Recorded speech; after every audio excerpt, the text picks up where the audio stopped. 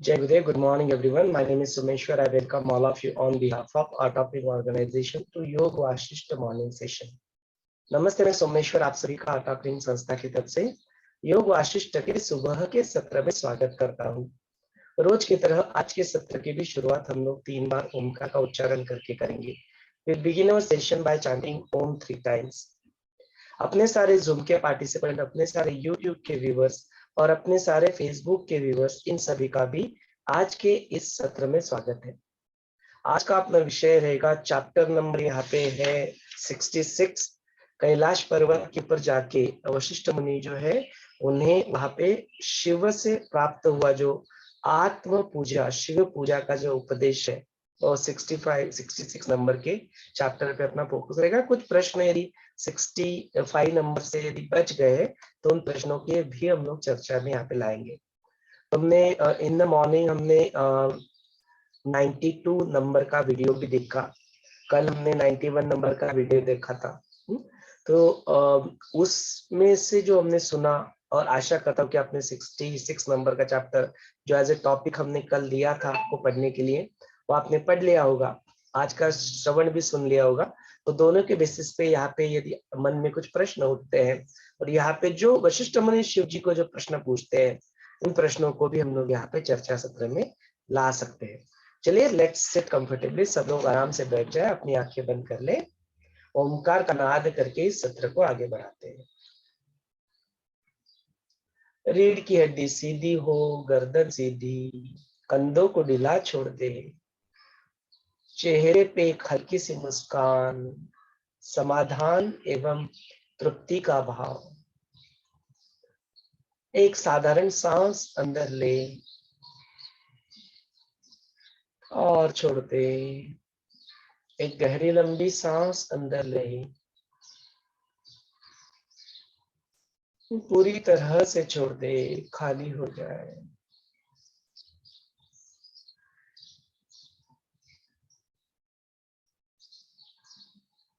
ओमकार उच्चारण के लिए गहरी लंबी सांस अंदर ले।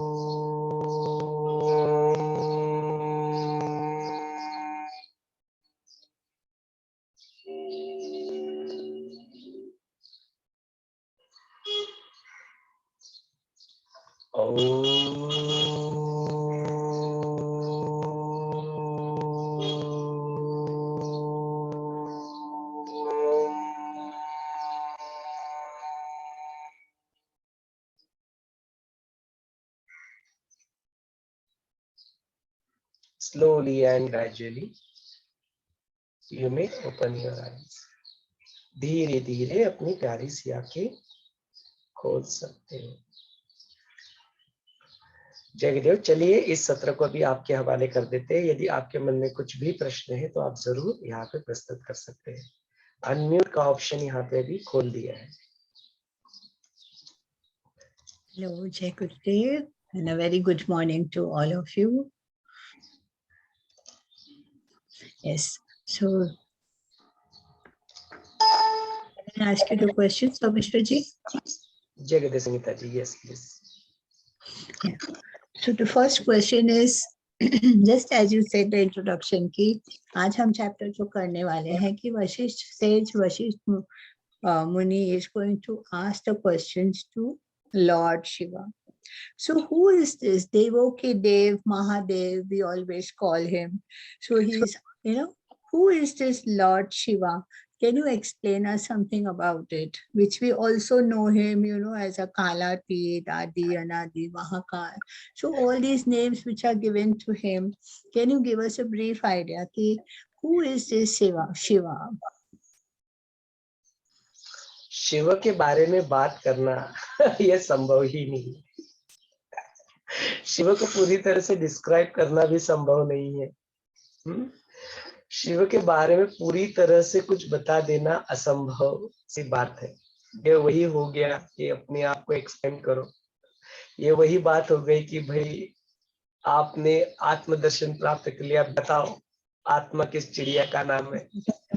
यह उतना ही असंभव सा काम है। नारद भक्ति सूत्र की शुरुआत होती है और नारद जो खुद उस नारद भक्ति सूत्र के रचयिता है, वह अपने आप को व्यक्त करने लगते हैं।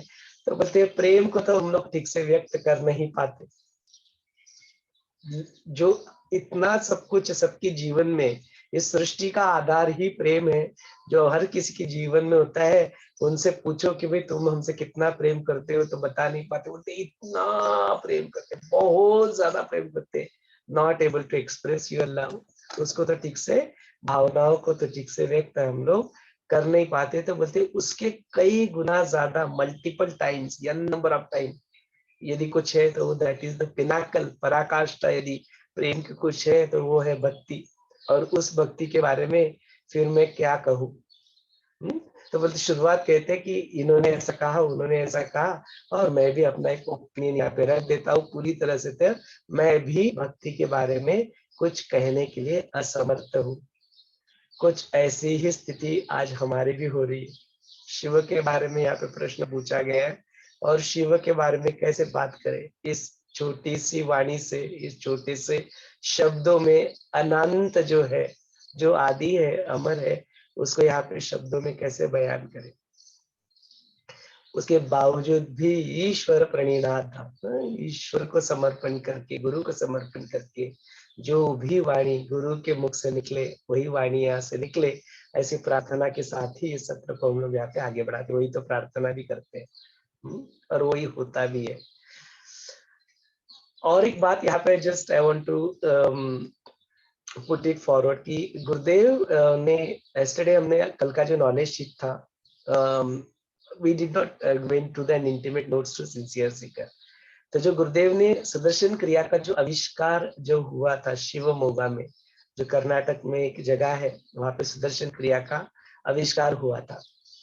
तो देखो उसके नाम में भी शिव है, शिवमोगा। तो बोलते शिव माने क्या, तो बोलते गुरुदेव कहते हैं शिव माने जो शुभ है।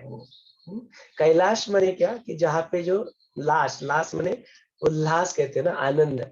जहाँ पे कई है, कैलाश माने जहाँ पे उसकी कई कमी नहीं है, तो चीज इनफाइनाइट बचे, उस जगह पे जो स्थित होते हैं वो शिव। और फिर शिव क्या है, बोलते शिव शुभ होते हैं। और फिर मोगा क्या बोलते हैं, वहां पर तो बोलते ऐसे करके जो शिव मोगा, इसलिए उसका नाम शिव मोगा हुआ। और वही से सुदर्शन क्रिया की जो है आविष्कार भी हुआ। गुरुदेव को लग रहा था, गुरुदेव पहले पढ़ाते थे योगा मेडिटेशन कुछ पढ़ाते थे, बट उनको ऐसा लग रहा था कि समथिंग इज मिसिंग, कुछ तो अपने जीवन में मिसिंग है। मैं वो जो लोगों को देना चाहता हूँ वो शायद लोगों तक पहुंच नहीं रहा है। और फिर उन्होंने अपनी वाणी को ही विश्राम दे दिया। He stopped speaking, he went into silence। मौन में 10 दिन के लिए मौन में चले गए गुरुदेव। और इसके बाद में फिर आविष्कार हुआ सुदर्शन क्रिया का। फिर वहां पे ऐसे कहा उन्होंने, आई वॉज एस्टोनिश, मैंने गुरुदेव को कभी नहीं सुना, this is the first time मैंने गुरुदेव के मुख से ये बात सुनी। तो गुरुदेव ने कहा फिर 10 दिन के बाद 11वें दिन जब मैं वहां पे बोलने लगा, तो वहां पे बैठ के मैं बोल रहा था और मैं ही खुद को सुन रहा था। No, I was speaking and then I was listening to myself कि मैं क्या बोल रहा हूँ, क्या मुख से निकल रहा है। This is first time it's happening. जीवन में पहली बार ऐसा हो रहा है कि ऐसे मुख से वाणी निकल रही है और साइड में बैठ के वो साक्षी भाव से खुद ही खुद को सुन रहे। तो जब योग वशिष्ठ के सत्र चलते हैं और मैं आप रिक्वेस्ट करता हूँ कि आप प्रश्न पूछो, तो यहाँ से कुछ वाणी निकलेगी तो मैं भी बैठ के सुनूंगा आपके साथ।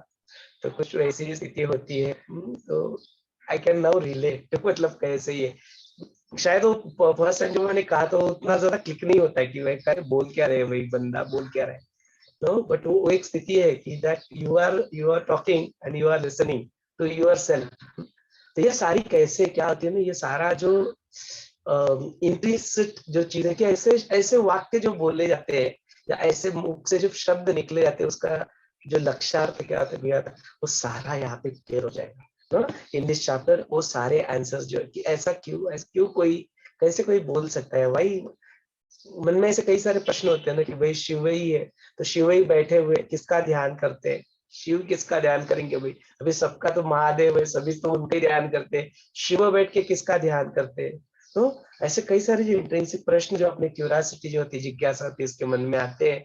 तो ऐसे जिज्ञासाओं का भी समाधान आज के इस विषय में चैप्टर में यहाँ पे वशिष्ठ मुनि जब खुद शिव जी को खुद ही शिव जी ही बताते हैं उसके बारे में, तो फिर बात ही क्या। तो इट्स सदा शिव समारंभा। तो जो गुरु परंपरा जो हम लोग कहते हैं, शुरुआत भी बोलते हैं सदा शिव समारंभा, जो उन्हीं से तो आया है, उन्हीं से तो गंगा ज्ञान की गंगा बही है, तो वही से सब शुरुआत होता है। तो उस चैतन्य से ही सब कुछ जो है वो निर्माण होता है। फिजिकली होता है नहीं होता है अलग बात है, अलग अलग उसके पर्सपेक्टिव है। योग वशिष्ठ का पर्सपेक्टिव अलग है, विज्ञान भैरव का पर्सपेक्टिव अलग है, तो ओपिनियन पर्सपेक्टिव अलग अलग हो सकते हैं। हमें दोनों पर्सपेक्टिव से सुनना है, जो पसंद है उसको फॉलो करो। दोनों पर्सपेक्टिव आपको एक ही मार्ग पे ऊपर लेके जाते हैं। We have seen this happening in the last chapter. ये जो शून्य अवस्था जब प्राप्त कर लेते हैं, तो इसी अवस्था को, इसी को जो बौद्धवादी होते हैं वो शून्य कहते हैं, जो निरात्मवादी होते हैं वो उसको यही शून्य कहते हैं। ऐसे अलग अलग ना, कोई इसको उसी अवस्था को ब्रह्म कहता है, कोई उसी अवस्था को शिव कहता है, कोई उसी अवस्था को चैतन्य कहता है, कोई उसी अवस्था को परमानंद कहता है।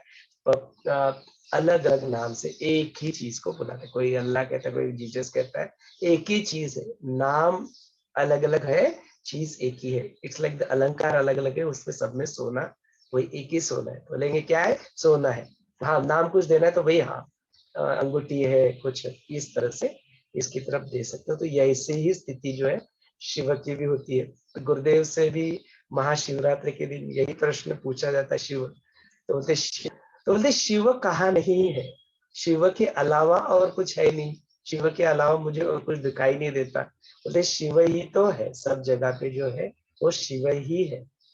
इस तरह से बोलते हैं। तो बोलते शिव कोई फिजिकल वस्तु का नाम है। तो फिर जो हम लोग शंकर जी जो बोलते, जो अभी वशिष्ठ मुनि को जो मिलने आए वो कौन थे, तो वही बोलते कि वो शिव के ही स्वरूप थे, जिनको हम लोग शंकर जी के नाम से जानते हैं, जिनको हम लोग देवों के देव महादेव के नाम से जाना जाता है। तो आगे चल के आएगा, बड़ा सुंदर है, यदि आएगा तो फिर उसके ऊपर बात करेंगे कि क्या फिर ये देवों के देव महादेव जो है वही वही चैतन्य, वही आत्मा है, क्या वही शिव है या नहीं है। और फिर विष्णु हम लोग देव कहते हैं, ब्रह्मदेव देव कहते हैं, बाकी सारे 33 कोटि अलग अलग देव, हर गली मोहल्ले में चले जाओ तो आपको ग्राम देवता मिल जाएगी वहां पे, अलग से कोई और नाम। तो क्या फिर देव क्या है, देव की संकल्पना क्या है, गॉड की संकल्पना क्या है, शिव की संकल्पना क्या है, नाम रूप जो आकार है वो क्या है, और फिर शिव क्या है। तो गुरुदेव कहते हैं शिव जो है वो इसके परे है ना। शिव एक तत्व, जैसे इसके बारे में तो हमने देखा कि जो गुरु जो है फिजिकल बॉडी नहीं है ना, it's not just physical body. Guru is a principle which is eternal in nature. तो गुरु ईश्वर और आप खुद जो है अलग अलग नहीं होते, एक ही होते, तो इट्स अ तत्व। तो शिव को भी हमेशा हमेशा से तत्व के रूप में देखा गया, that it's a principle, it's something which is eternal in nature, तो वही शिव है। थोड़े से संक्षिप्त में पूरा कवर कर पाना उनके बारे में संभव नहीं है, बट इस फिलहाल के लिए इस प्रश्न के उत्तर पे that Shiva is that eternal principle in nature. इसी के साथ इस सत्र को मैं अपनी तरफ से वाणी को रोकता हूँ। इस सत्र को आगे बढ़ाते हैं, कुछ और निकल के आएगा तो फिर उसको चर्चा करेंगे। Sure. Thank you very much. So it's a very mystical chapter today, that we are going to undergo. Right?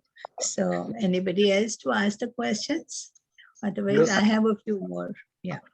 Yeah, mystical yet very simple, and you can easily adopt it ना। बिल्कुल सिंपल तरीके भी यहाँ पे बताए गए कि किस तरह से नाम का महिमा आते हुए आता है। जैसे हमने संत ज्ञानेश्वर को भी इसी चीज को देखा कि बड़ी कॉम्प्लिकेटेड लगती है गीता, संस्कृत में लिखी है, बेचारे जो अपने नॉर्मल प्राकृत जो है जन है उनको समझ में आती नहीं है। तो फिर वहां पे उन्होंने हरि पाठ का निर्माण किया, जस्ट हरि का नाम लो, नाम से ही तुम्हारा सब संभव हो जाएगा। तो बहुत कॉम्प्लिकेटेड नहीं है ना, बहुत सिंपल भी तरीके यहाँ पे बताए गए। तो वो सिंपल तरीकों को भी देखेंगे, और जो अलग मिस्टिकल एस्पेक्ट्स है उसके, शिवा इज ऑलवेज मिस्टिकल ना, काफी सारे उनके अराउंड सारी चीजें होती रहती है, सर्प को धारण कर लेके घूमते हैं इधर उधर महादेव। तो बड़ी सारी इंटरेस्टिंग चीजें भी है, and yet there are certain simple things are also there, very simple things, no? So we'll look at both the aspects of it, दोनों एस्पेक्ट को यहाँ पे हम लोग देखेंगे।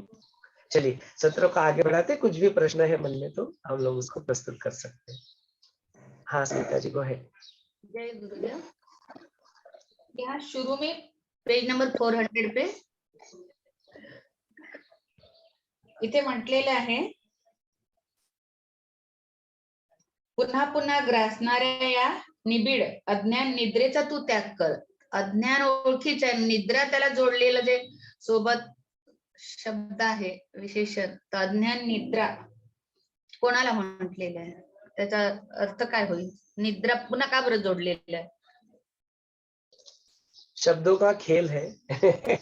अज्ञान निद्रा माने कि जिस तरह से आप सोते रहते हो, उस वक्त आपको कोई भान ही नहीं रहता, you are not aware of the real, जो है सत्य है उसके बारे में आप अवेयर नहीं होते हो।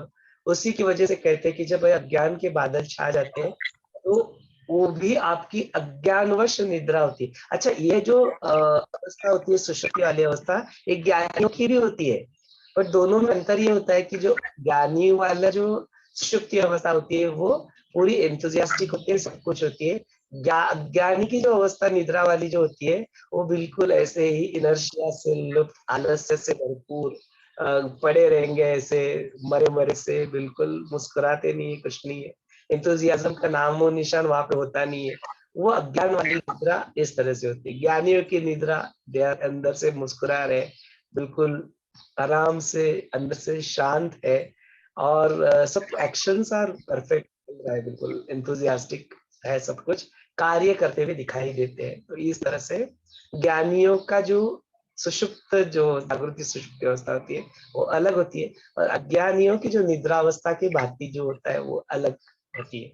तो इसलिए उसको निद्रा अवस्था की बिल्कुल ही गए गुजरे ऐसे अज्ञान में करते रहते, इसलिए उसको निद्रा अवस्था का एक विशेषण करके उसको जोड़ा गया है, just to make us understand. Thank you. यानंतर समोर दुसरा पुढच्याच पेजवर आहे, सेकंड पॅरेग्राफ. रामा, अहम मम भावाने निर्माण केलेल्या महामोहाचा विनाश करून आत्मसूर्याचे दर्शन घडवणारी ही दुसरी एक दृष्टी उपासना आहे. तर अहम मम, तर याची त्यांनी जी उपासना सांगितलेली आहे ती करायला. हाँ, तो थोड़ा बैकग्राउंड सेट कर लेते हैं, will set a background, because जो प्रश्न, बिकॉज स्मिता जी एक्चुअली उनको जो अड़चने आई ना, उस अड़चनों को ही आप प्रस्तुत कर रहे हैं। तो let us have an background कि ये प्रश्न कहाँ से और क्यों आ रहे हैं। तो हमने देखा कि जिस तरह से वशिष्ठ मुनि यहाँ पे जो पिछला जो चैप्टर चल रहा था उसको कंटिन्यू करते हुए प्रभु रामचंद्र जी को भी उद्देश्य करके कहते हैं कि हे रामा, तुम देखो अभी मैंने तुम्हें सारी चीजें बता दी।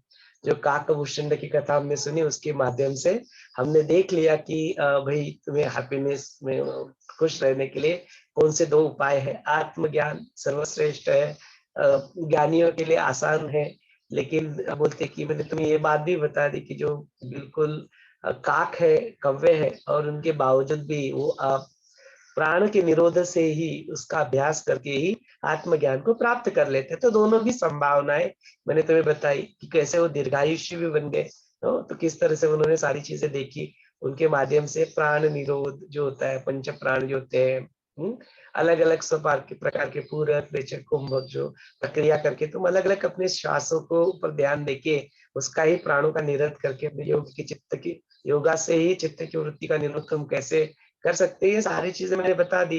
तो उसको सुन के भी तुम ना बिल्कुल ठीक से प्रबुद्ध हो चुके हो। इस तरह से तुम तो बाकी की सारी चीजों को भी तुम क्या करो, छोड़ो और इसी में अपने आप को लीन रहने दो। अपने आप को इसी में रहो। तो बोलते तुम जो अहम ममच की जो भावना है, जो ईगो सेंस जो होता है, जो अपने को अटकाए रखता है इन सारी चीजों में, तो उस अहम ममच की भावनाओं को क्या करो, छोड़ो और अपने आप में ही तुम स्थित हो जाओ। तो ये अपने आप में स्थित होने वाली बात जो कहते हैं वशिष्ठ मुनि, मतलब उसको समझाने के लिए मैं तुम्हें एक उपासना यहाँ पे बताता हूँ। वो उपासना के भी बारे में बात करते हैं। तो वही पे फिर जो आत्म क्या ध्यान होता है वही शिव पूजा होती है। इस को समझाने के लिए वो क्या कहते हैं, उनके साथ घटित एक जो घटना है, जो उनका जो मिलाप जो हुआ था कि जो खुद महादेव उनसे फिर वहां पे मिलने आए थे, उसकी कथा फिर वहां पे वो अपना ही वृत्तांत जो हकीकत है वो सुनाते हैं। फिर वही उनका जो वार्तालाप है, जो संवाद उनका जो है महादेव के साथ होता है, और फिर महादेव उन्हें क्या बताते हैं, किस तरह से ज्ञान देते हैं, वो सारी चीजें यहाँ पे फिर आती है। और उसका बैकग्राउंड सेट करने के लिए मॉर्निंग के सत्र में हमने काफी सारी एडिशनल चीजें भी इसके बारे में हमने चर्चा की, सुनी। That was just to set the background. तो देखते कि उस सिलसिले में जो कहा जाता है अहम मम, वो अहम मम is that our ego says, जो हम लोग अपनी जीवन में I am Someshwar, I am father, I am engineer, I am IITian, I am dash dash dash dash dash dash, ये राइट साइड वाला जो पूरा क्या ही करके रहते हैं ना रिज्यूमे जिसको कहते हैं। रिज्यूमे क्या होता है ना, मैं ये किया, मैंने वो किया, ये प्रोजेक्ट किया, वो किया, इतना साधना किया, इतना किया, इतना सब अर्जित किया, इतना पढ़ा। ये जो रिज्यूमे जो कैरी करते रहते हैं, वो तो उस रिज्यूमे को ड्रॉप करो। मैंने अक्सर काशी भैया को देखा है, तो उनकी वेबसाइट है दिनेश काशी करके है, और जब भी हम लोग एडवांस कोर्सेस उनके काफी अरेंज भी हुए, तो हम लोग लिख के थे इंटरनेशनल टीचर, ये वो ऐसे डायरेक्टर ऑफ शिष्य योगा। तो काशी भैया करते थे, भरी मुक्त करो ना मुझे, छोड़ो ना, क्यों ये सब कुछ लिखना है, जस्ट लिखो काशी, काशी लिखो भैया, लिखना है तो लिखो, नहीं लिखना है तो मत लिखो, कोई बात नहीं है। तो कई बार मैंने उनके तो देखे है ना, जब नाम लिखाता है तो काशी भी हटा दिया, के लिखते हैं उधर जूम में जाके देखो तो के नाम से ज्वाइन करते के, फिर हम लोग प्रयत्न करके उसको काशी भैया बना। तो आइडिया इज दैट कि ड्रॉप ऑल योर आइडेंटिटीज, कौन काशी, कौन कौन IIT, कौन बोलते छोड़ो नहीं बातें, कौन international director of this, international teacher, तो सारे विशेषणों को जो अपने जो कैरी करते हैं अपने आप से, बोलते हटाओ सब, just be, just let me be, just let me be के, दैट इज इनफ। उसको भी हटा दोगे तो भी चल जाएगा, बस कुछ तो पुकार लेना फिर उसके बाद में। तो वो स्थिति है कि वो सारे अहम मम को क्या करो, अहम मम को अपने जीवन से क्या करो, निकाल। ये कहते हैं अहम मम को निकाल के अपने आप में ही स्थित हो जाओ। और वो कौन, तो बोलते वो दृष्टि किसकी, तो बोलते वो आत्म सूर्य की, जो आत्म जो तुम्हारा सेल्फ ल्यूमिनस जो सूर्य जो है, आत्म जो है वो तुम्हारे अंदर ही स्थित है, उसी सूर्य की प्रकाश में उसकी उसी दृष्टि को अपना लो, उसी में बन के उसी में स्थित हो जाओ, इस तरह से कहते हैं। Thank you. चलो विल गो इनटू राउंड, तो और भी कुछ Yeah. प्रश्न है रमा जी के, तो हम लोग, हाँ संगीता जी को। Yeah. So I have a question here.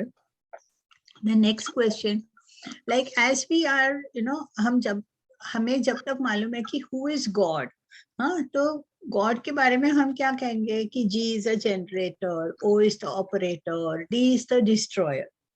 But इसके अलावा हम God को कैसे और ज्यादा जान सकते हैं कि besides all this और क्या है खूबियां God की, like how can we know कि who is God? So if you can just explain us this, please. फिर से भी बात शिव के जैसे बारे में बात करना, वैसे ही गॉड के बारे में बात करना। तो मेरी तो सबसे एक विनंती रहेगी कि गुरुदेव की पतंजलि योग सूत्रा की एक सीडी है, वहां पे हु इज गॉड के ऊपर गुरुदेव ने पूरे सीडी में वर्णन किया हुआ है कि कौन है गॉड, कौन है। तो उसी में से कुछ एक्सपर्ट जो जितने भी याद आते हो आपके साथ शेयर करते कि हु इज गॉड, कौन है गॉड।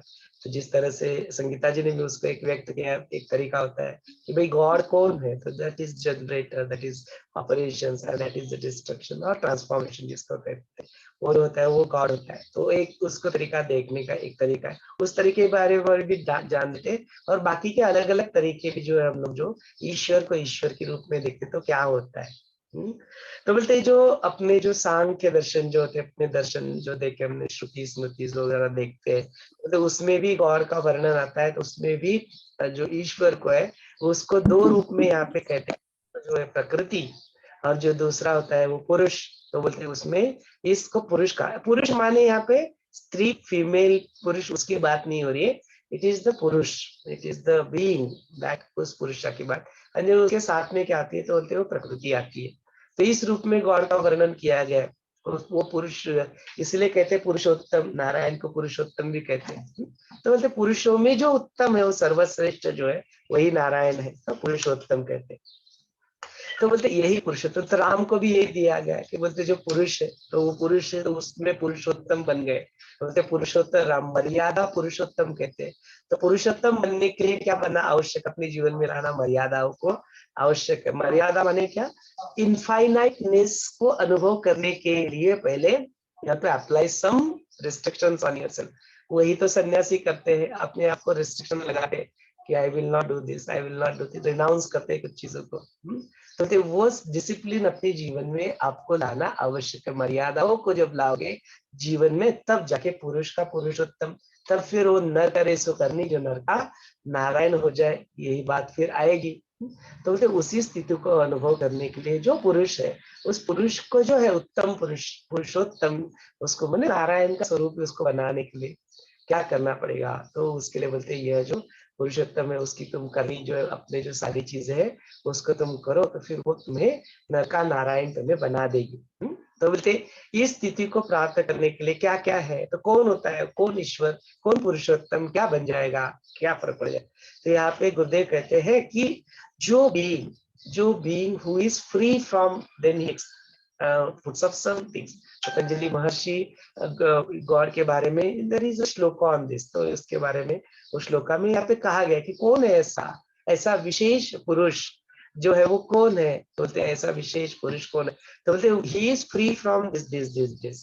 तो बोलते वो क्या है, तो बोलते वो क्या है कि जो तुम सारे जो तुम्हारे जो विकार जो है, काम क्रोध लोभ मद मोह मत्सर, इससे क्या है, इन विकारों से क्या है, फ्री है।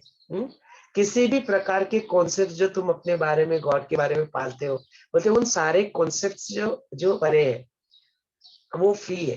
बोलते उस वो जो ऐसा भी बोलते वो कौन है, तो बोलते वो जो है, वो जो सदा सर्वदा खुश है, समाधानी है, तृप्त है, आनंदी है। तो देन वो कौन है, उसके अलावा और कौन है, तो कई सारे ऐसे जो अवगुण जिसको हम लोग कहते हैं, विकार जिसको कहते हैं, उससे मुक्त है। कई सारे गुण जो है, वो गुणों से भी जो हम लोग कहते हैं, उन गुणों के भी जो परे है, त्रिगुणातीत कहते हैं। अभी त्रिगुणा सहित कहते गुरुदेव, फिजिकल एम्बॉडीमेंट में बोलते त्रिगुणा सहित है। तो बोलते ये जो सब सारे तुम त्रिगुण बोलते हो, जो वात कफ पित्त दोष भी बोलते हो, और जो सत्व रजस्तम ये जो गुण भी बोलते हो, बोलते ये त्रिगुणा के परे जो है, उसके परे जो है वो भी दैट भी। देन उसके बारे में और क्या कहते हैं, तो बोलते कालातीत है, जो काल के भी जो परे है। फिर उसके बारे में कहते हैं कि जो अजन्मा है, जिसका कभी जन्म नहीं हुआ। जो फिर उसके बारे में कहते हैं वो आदि है, बिल्कुल पहले से है, ऐसे कह नहीं सकते उसके बारे में पहले नहीं था और अभी आया, ऐसे कह नहीं सकते। आदि है, अनादि है, हमेशा रहेंगे, अनंत है, देयर इज बाउंड्रीलेस है, देश और काल, कालातीत है, काल की परे है, आदि है, अनादि है, अनंत है। मतलब ऐसी जो है, ऐसी जो चैतन्य जो है, ऐसी जो ईश्वरीय समान सत्ता है, बोलते वही एक पुरुष, वही दैट इज द बीइंग, वही शिव तत्व, उसी को परब्रह्म कहा गया है, उसी को शिव कहा गया। तो फिर यहाँ पे आगे चल के वो भी चीज आते हैं कि there is one shloka that comes here. इससे पहले वशिष्ठ का शिव पूजन वगैरह है, वो आएगा तो फिर बोल देते कि जो ऐसा जो देव है वो कौन है पहले जानो, और फिर उसका सर्वोत्तम विधान क्या है, फिर उसकी पूजा का वो भी बताया गया। तो I read that shloka and then I will understand what is that shloka. So यहाँ पर कहते हैं देव पुंडरीकाक्षम न देवः पुंडरीकाक्षः न च देवः त्रिलोचनः न देवो देह रूपो ही न देवः चित्त रूप पृथक्कः अकृत्रिम अनादि अनंत देवेन देव उच्यते। तो यहाँ पे कहते हैं कि अक्सर हमने अपने जीवन में बचपन से यही देखा है कि वही पुंडरीकाक्ष जो है वही देव है। फिर हमने बचपन से देखा है कि वही जो है शंकर जी महादेव वही देव है। फिर हमने देखा ब्रह्मदेव देव है, इंद्र देव है। तो बोलते जहाँ पे भी उपाधि लग गई देव की या दानव की या मानव की, तो बोलते वो देव नहीं। अच्छा, सावधानता का इशारा पे देना चाहता हूँ कि जब नहीं है बोल रहा हूं माने सिर्फ वो नहीं है। अच्छा, हम और तुम ईश्वर है तो फिर महादेव ईश्वर नहीं है क्या? महादेव भी ईश्वर का ही अवतार है, लेकिन सिर्फ वो नहीं। इट इज लाइक सेइंग कि सोना है और सोने से बनी अंगूठी में वही सोना है, और जो उससे बने हुए अलग अलग अलंकार है उसमें भी वो सोना स्थित है। तो फिर महादेव में भी वो शिव तत्व है, वो परब्रह्म है। ब्रह्मदेव में भी है, विष्णु में भी है, नारायण में भी है, सब में है। बट जो तुम इसको देवों को देव समझते हो, सही देव यदि कोई कहे, गॉड जिसको कहे, ईश्वर जिसको कहे, तो बोलते वो सिर्फ ये नहीं है, यह उसके क्या है, नाम और रूप में तुम्हें मानव रूप को समझने के लिए हमने दिए हुए उनको नाम है। सही मायने में जो है वो हमें पता नहीं है, वी डोंट नो दैट। इसलिए तुम क्या करो, इन सारे जो देवों को तुम देव समझते हो, वो भी देव है, पार्शियल है, पूर्ण सत्य नहीं है। पूर्ण सत्य उसके परे है। तो बोलते उसमें तुम क्या करो, ये जो सारे तुमने नाम जो फॉर्म जो देखे रखे हैं सारे जो है, बोलते वो पूर्णता नहीं है, दैट इज नॉट कंप्लीटनेस। उसके परे जो है वो पूर्णता है, जो पूर्णता है उस चैतन्य को, उस आत्मा को, और वो अलग नहीं, वो शिव, वो ब्रह्म, पर ब्रह्म जो है वो अलग नहीं। इसलिए ब्रह्म और ब्रह्मदेव में जो फर्क है, शिव और उसके शिव के फॉर्म्स कौन से है, तो बोलते सहस्त्र नाम है, विष्णु के सहस्त्र नाम। तो बोलते कौन है, तो बोलते जो शिव है उसके रूप देख लो, फिर कौन, Shankar ji is one of the रूप, महादेव इज अनदर रूप, रुद्र इज अनदर रूप। फिर देख लो चंद्रमुखी, सोमेश्वर, कितने सारे नो नाम है, सहस्त्र नाम है, अलग अलग नाम। तो ये नाम और रूप जो है हम लोग उनकी संज्ञा को एक विशेषण के रूप में देने के लिए, उनकी स्तुति करने के लिए हम लोग क्या करते हैं। उसकी स्तुति करके उनको खुश करना है क्या, तुम्हें आशीर्वाद दे देंगे, तुमकी स्तुति, वो तुम्हारी स्तुति उति से खुश नहीं होते, वो तुम्हारा जो उनकी स्तुति करते करते तुम्हारे मुख से वो नाम निकलते हैं। तो नाम का इतना बड़ा महिमा है कि तुम्हारे सारे अज्ञान, सारे पाप उसी में धोए जाते हैं। वो कीर्तन, वो अर्चना, वो ओम नमः शिवाय, ओम गाते, फिर अपना ऐसा कीर्तन होता है कि उसमें सारे जो पाप है वो धुल जाते। पाप धुल जाते मैंने क्या, अज्ञान के बादल छट जाते हैं, ज्ञान उदय होने लगता है, भक्ति के रस में आप डूबने लगते हो, फिर उस परमानंदी की, उस ध्यान अवस्था की प्राप्ति कर लेते हो। वो नाम का महिमा, उसके लिए तुम्हें ये दिए गए नाम है।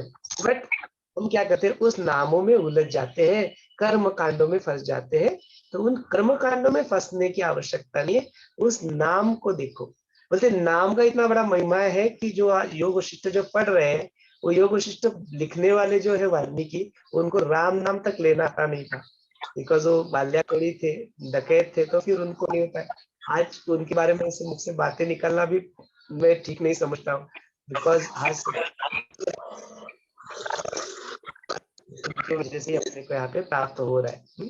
तो बोलते राम का नाम नहीं ले पाते थे, तो मरा मरा से शुरुआत किया, राम राम राम राम राम राम राम राम राम राम करते करते अपने ही जीवन में उन्होंने यह सब कुछ प्राप्त किया। उन्हीं की वजह से यह सब कुछ हमें यहाँ पे मिल रहा है, उसकी वजह से ही प्राप्त हो रहा है। तो यह नाम का महिमा है। इसलिए वो शिव तत्व जो है, वो शिव तत्व के कहते हैं, अलग अलग नामों के रूप में यहाँ पे हमको क्या करें, नामों के रूप में यहाँ पे प्रस्तुत किया। और यही तो ज्ञानेश्वर भी जानते थे, बोलते अरे भगवत गीता सबके समझ में आएगी नहीं, संस्कृत में है, तो let me do translate it into Prakrit language.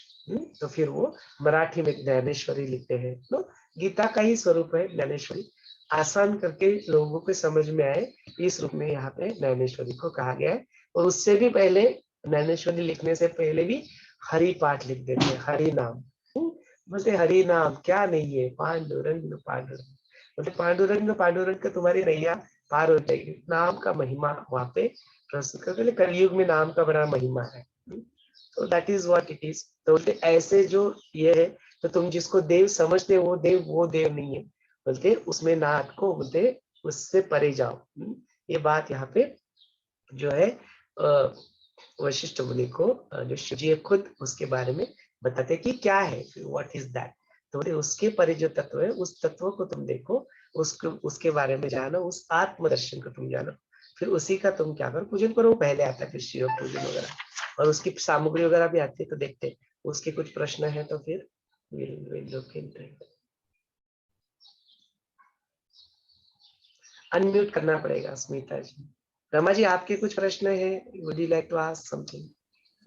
यदा यदा हि धर्मस्य ग्लानिर्भवति भारत अभ्युत्थानम् अधर्मस्य तदात्मनः सृजाम्यहम्। बार बार जन्म लेते, तो जो अभी राम का जन्म, कृष्ण का, वराह अवतार जो हुए, तो ये परब्रह्म ने लिए हुए अवतार है।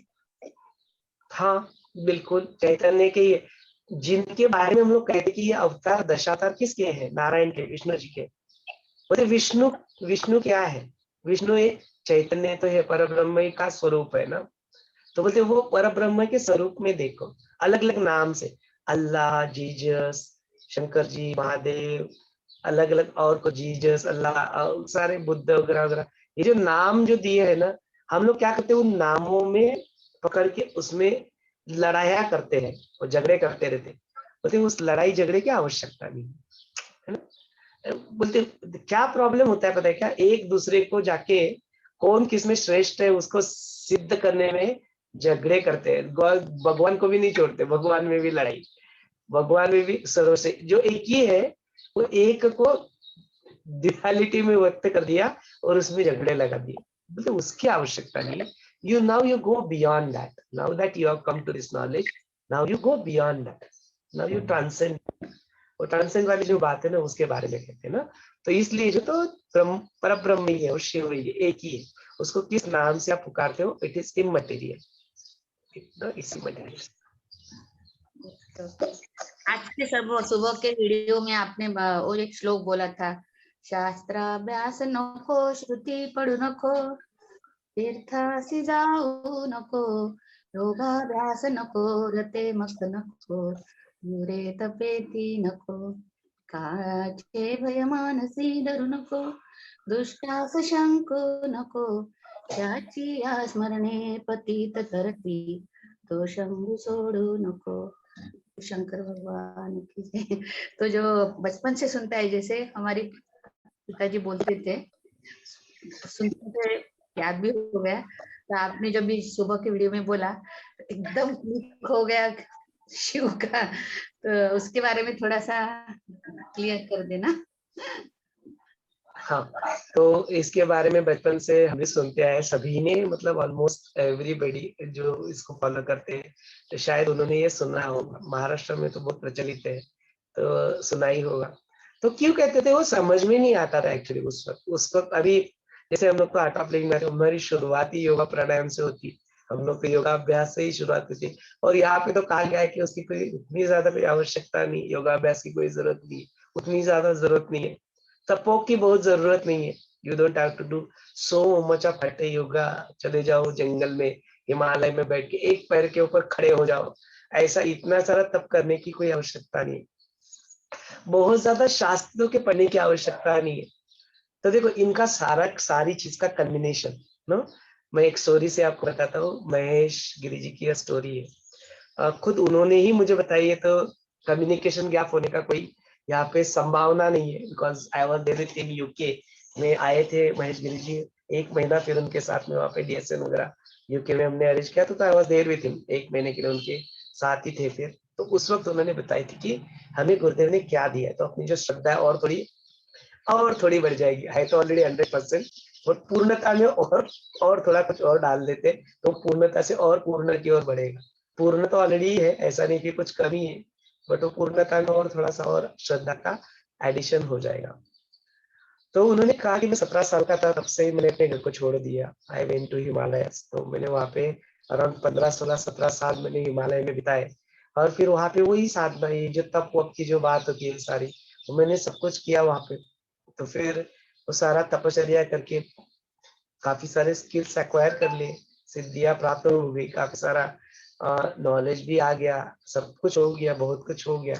तो ये सब कुछ होने के बाद then I came back, I return back to this humanity, कि उनको भी मैं बता दूं मैंने क्या क्या सीखा, तो उनके साथ भी मैं शेयर करूं। अच्छा ही इंटेंशन था, गलती तो कुछ थी नहीं। तो उन्होंने अपना ही खुद का आश्रम स्थापित किया। महेश गिरी जी का अपना खुद का आश्रम था, है, मतलब अभी था, अभी पता नहीं अभी क्या करे, आई डोंट नो, बट उस वक्त था। और ऐसा आश्रम था कि बिल्कुल हाथी के ऊपर से सवारी उनकी खुद की निकलती थी, लाखों उनके फॉलोअर्स थे, he is as his own follower. लेकिन उनके साथ ऐसा होता था कि वहां पे उसी आश्रम में ना कोई तो अपने आर्ट ऑफ लिविंग के टीचर होंगे, वो वहाँ पे कोर्स कंडक्ट करते थे। ऐसे नहीं होता कि चलो बारेटे ले लेते एंड यू कंडक्ट कोर्स, तो ऐसे उनकी स्थिति थी। जगह होती थी तो किसी को अच्छा काम करना है तो भाई रेंट पे ले लिया तो कोर्स कर लिया वहाँ पे। तो ऐसे अपने आर्ट ऑफ लिविंग के कोर्सेस उनके ही आश्रम में होते थे। तो फिर जो कोर्स करके उनके जो डीवीटी थे दे हैड दैट, तो उनके साथ कनेक्शन तो था। बिकॉज अभी सगुण स्वरूप में कोई है सामने, बात करते ज्ञान की बातें होती तो एसोसिएशन तो बना रहेगा। तो वो एसोसिएशन था, उनके प्रति ग्रेटिट्यूड तो था लोगों को। लेकिन जाके ना उनको बताते थे कि आप एक बार कर लो ना सुदर्शन क्रिया, प्लीज। ऐसे नहीं करते हम लोग, प्लीज कर दो ना एक बार आप कर लो ना। तो उनको बड़ा आश्चर्य होता था, मेरे ही डिवोटी मेरे पास ही आके मेरे को ही बोल रहे सुदर्शन क्रिया कर लो ना। तो ऐसे ही बहुत बार तो बहुत रेजिस्टेंस हुआ, ईगो भी पिक्चर में था कि मेरे को क्या जरूरत है, मैंने तो बहुत कुछ किया हुआ है जीवन में, तो नहीं करते थे। ऐसे ही कभी ना बिना किसी को बताया ना, ऐसे कभी जस्ट विदाउट उनके आइडेंटिटी वगैरह से जाके ना कोर्स में बैठ गए। That was the first time he did Sudarshan क्रिया, है ना। सुदर्शन क्रिया किया एंड आफ्टर दैट ऐसा रोया, बोलते मैं वो बंदा ऐसा रोया, ऐसे आंखों से आंसू निकले कि बोलते इतना सब तपश्चर्या किया हिमालय में जाके, इतना सब कुछ तप किया, ये क्या किया, उस जो अनुभव प्राप्ति के लिए तरसता रहा। अब तक भी आश्रम स्थापित कर दिया, काफी सारे लोगों को ज्ञान बांट रहा हूँ यहाँ पे, और जिस अनुभूति का आज मैं अनुभव कर रहा हूँ उस अनुभूति में मैं अपने आप को स्थित पा रहा हूँ, वो मुझे आज मिला। तो रोए, क्या आनंदाश्रु ही थे। इट्स नॉट कोई रोए माने कोई दुख के अश्रु नहीं थे, आनंदाश्रु थे। वो आनंदाश्रु बहने लगे। इस तरह से। तो ये बात, ये जो एविडेंस है ना, ये जो इवेंट जो मैंने बात किया ना, ये सार है उस श्लोक का। क्या है श्लोक में? शास्त्राभ्यास न को, श्रुति पढ़ु न को, तीर्थासी जाओ न को, योगाभ्यास न को, रते मखन को, तीव्रे तपेति न को, काळाचे भय मानसी धरू नको, दुस्ताशी शंकु नको, ज्याची या स्मरणे पतित तरती, तो शंभु सोडू नको, नमः पार्वती पतये हर हर महादेव। क्या कहा है श्लोक में? बोलते इतना सब कुछ जो तुम करते रहते हो, इतना शास्त्रों का अभ्यास करते रहते हो, इतने सारे व्रत करते रहते हो, अपने संन्यास ले लेते हो, सब छोड़ के चले जाते हो, जंगलों में भागते हो, हिमालय में चले जाते हो। अरे भाई इतने सब कुछ करने की जरूरत नहीं है। वो आप आराम से बैठो, आंखें बंद करो, ओम नमः शिवाय, ओम नमः शिवाय, ओम नमः शिवाय का ध्यान करो। स्लो गुरुदेव का तो ध्यान है ओम नमः शिवाय स्लो 11 टाइम्स ध्यान करो। उसके बाद में मैं तो बोलता हूँ ओम नमः शिवाय ध्यान तो 11 टाइम्स, अरे 3 बार ओम तो करके देखो। और 3 बार ओम का नाद हो जाता है and you go into that trance state. It is actually that simple. It is actually वो शिव शिव ओम नमः शिवाय, उसी से तुम उसमें पहुंच जाते हो। यह सारा सार जो है, ये जो सुदर्शन क्रिया करने से जो सार है, ये शिव नाम से जो सार है, वो हरि हरि के नाम से, पांडुरंग पांडुरंग में जो सार है, ओ राम राम राम राम। 2.5 मिनट का ध्यान होता है, राम ध्यान कभी किया होगा तो आपको, देखो 2.5 मिनट के राम ध्यान में प्राप्त कर लेते हो सबको। और तुम्हारी बुद्धि और तुम्हारी जिज्ञासा, तुम्हारा मन होता है कि गॉड और ईश्वरीय तत्व इतना सिंपल नहीं हो सकता। I have to do so much, मुझे संन्यास लेना पड़ेगा, मुझे हिमालय में जाना पड़ेगा, मुझे जंगल में जाना पड़ेगा, मुझे बहुत सारी तपश्चर्या करनी पड़ेगी, मुझे बहुत सारा योगासना करना पड़ेगा। इतना सब कुछ करने के बाद में क्या जानते हैं, वही है, वही स्थिति जो पहले दिन अनुभव कर रही थी, जो शिव नाम गाया था, वो ओम नमः शिवाय गाया था, उस दिन जो अनुभव था, ऐसे ही अनुभव भी उसी में स्थित है। और कुछ प्राप्त हुआ ही नहीं, बट वो समझता नहीं है मन, वो उसको चाहता है there will be something complicated. यदि मैं ऐसा उल्टा लटक पाऊं ना तो जाके होगा, तब जाके होगा। ऐसे ऐसे कई दिनों के लिए ऐसे खाली पेट ऐसे एक पैर के ऊपर ऐसा करके बैठा रहूंगा, ऐसी बिकॉज वही पढ़ा होता है, सारी चीजों में वही लिखा होता है, वही पढ़ा होता है। ऐसी तपश्चर्या की, वैसी तपश्चर्या की, ऐसा तप किया, वैसा तप किया। बोलते इसकी इतनी ज्यादा आवश्यकता नहीं है my dear, just come here, just sit, let me take you through. मैं तुम्हें अपने साथ लेके चलता हूँ। यह होते गुरु अपने जीवन में। तो शिव यही बात उसको समझा रहे कि भाई इसने इतनी साल की, तुम जिसको जो देव देव करते हो, ये सब कुछ करते हो, वो नहीं है, वो चैतन्य है। वो चैतन्य में तुम क्या करो, उस शिव में तुम क्या करो, अपने आप को लीन कर लो, उसमें स्थित कर लो। तो यही उस श्लोक का रियल मीनिंग है। तो डोंट गो इनटू दैट शब्दशः अर्थ एंड जैसे लक्ष्मी की निंदा की, स्त्री की निंदा की योग शिष्ट में, और योग शिष्ट आप पढ़ोगे तो यहाँ पे कई बार ऐसा लिखा हुआ आपको मिलेगा कि वो तीर्थाटन, वो दान, वो पाप पुण्य, वो जो तुम ये सारी चीज करते हो, तुम कर्म कांड जो रहते पूजा करते हैं सारे, बोलते उसकी उतने उसमें उतना उलझने की आवश्यकता नहीं। वो बड़ा कष्टप्रद मार्ग है कहते हैं, उसमें टाइम लग जाएगा तुम्हें। बट आत्मज्ञान का जो मार्ग है, आत्मदर्शन का जो मार्ग है, मतलब वो सुलभ है, सुकर है, आसानी से तुम्हें वो प्राप्त हो जाएगा, उसी स्थिति को प्राप्त करा देगा जिसके लिए तुम्हें बहुत प्रयत्न करने पड़ेंगे अदरवाइज। यहाँ पे बार बार आता है, it comes again and again, it comes that. तो चीजों को समझे, वो शब्दों में ना फंसे। शब्द कुछ और कहते हैं और उसके पीछे लक्ष्य कुछ और होता है, उस लक्ष्य को देखे, उस यार्थ को देखे।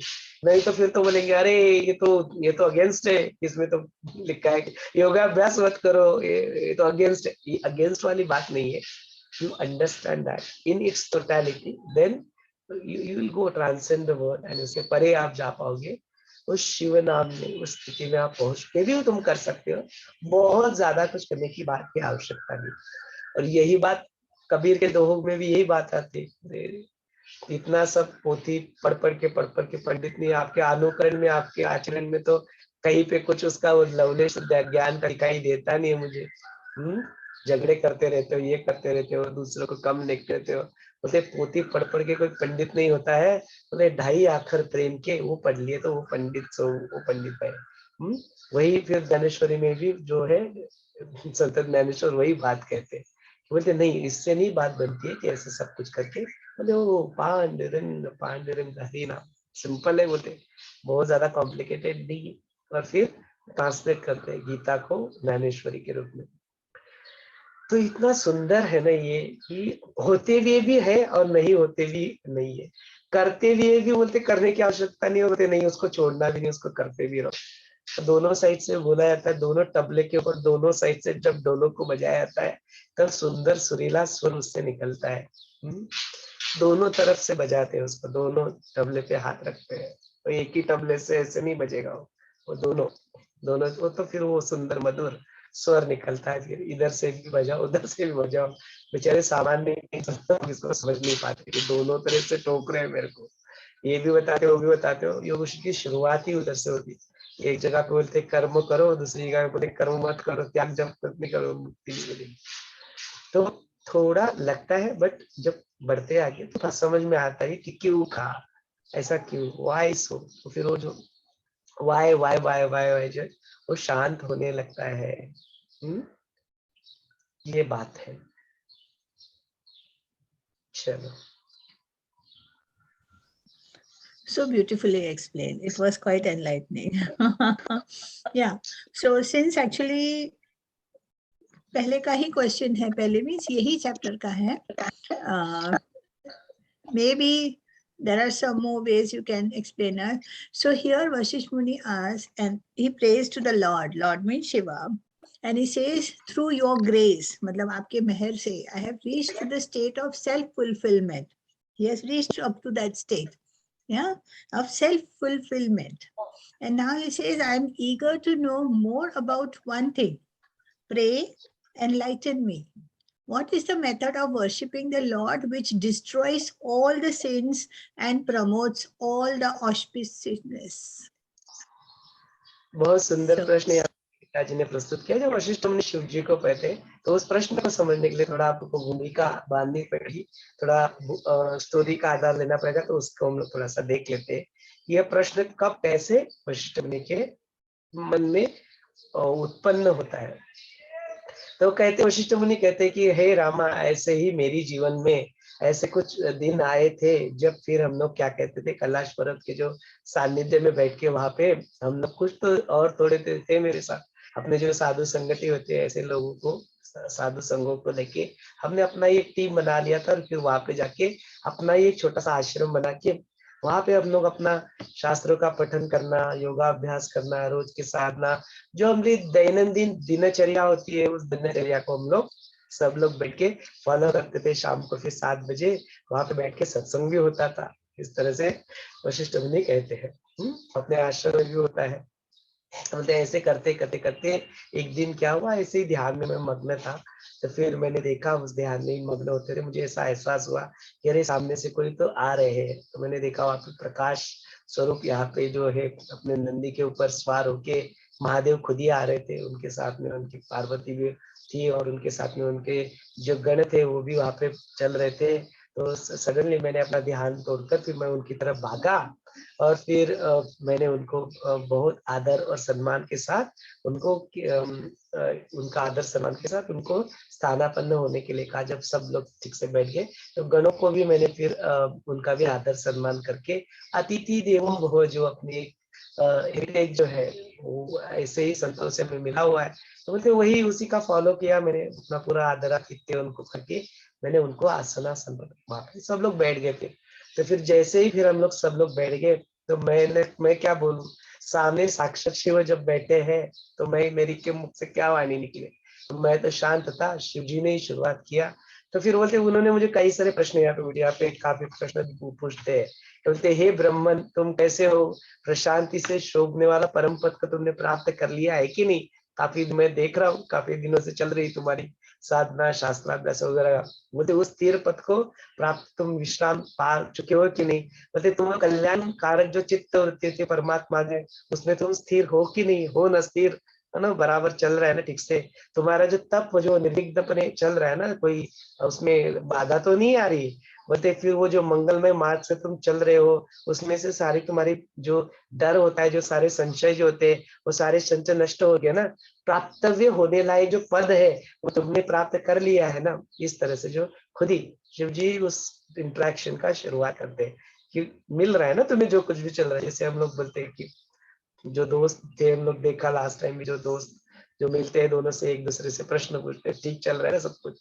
इज दैट ओके, हैपनिंग और नॉट हैपनिंग? कैसे चल रहा है? Where have you reached?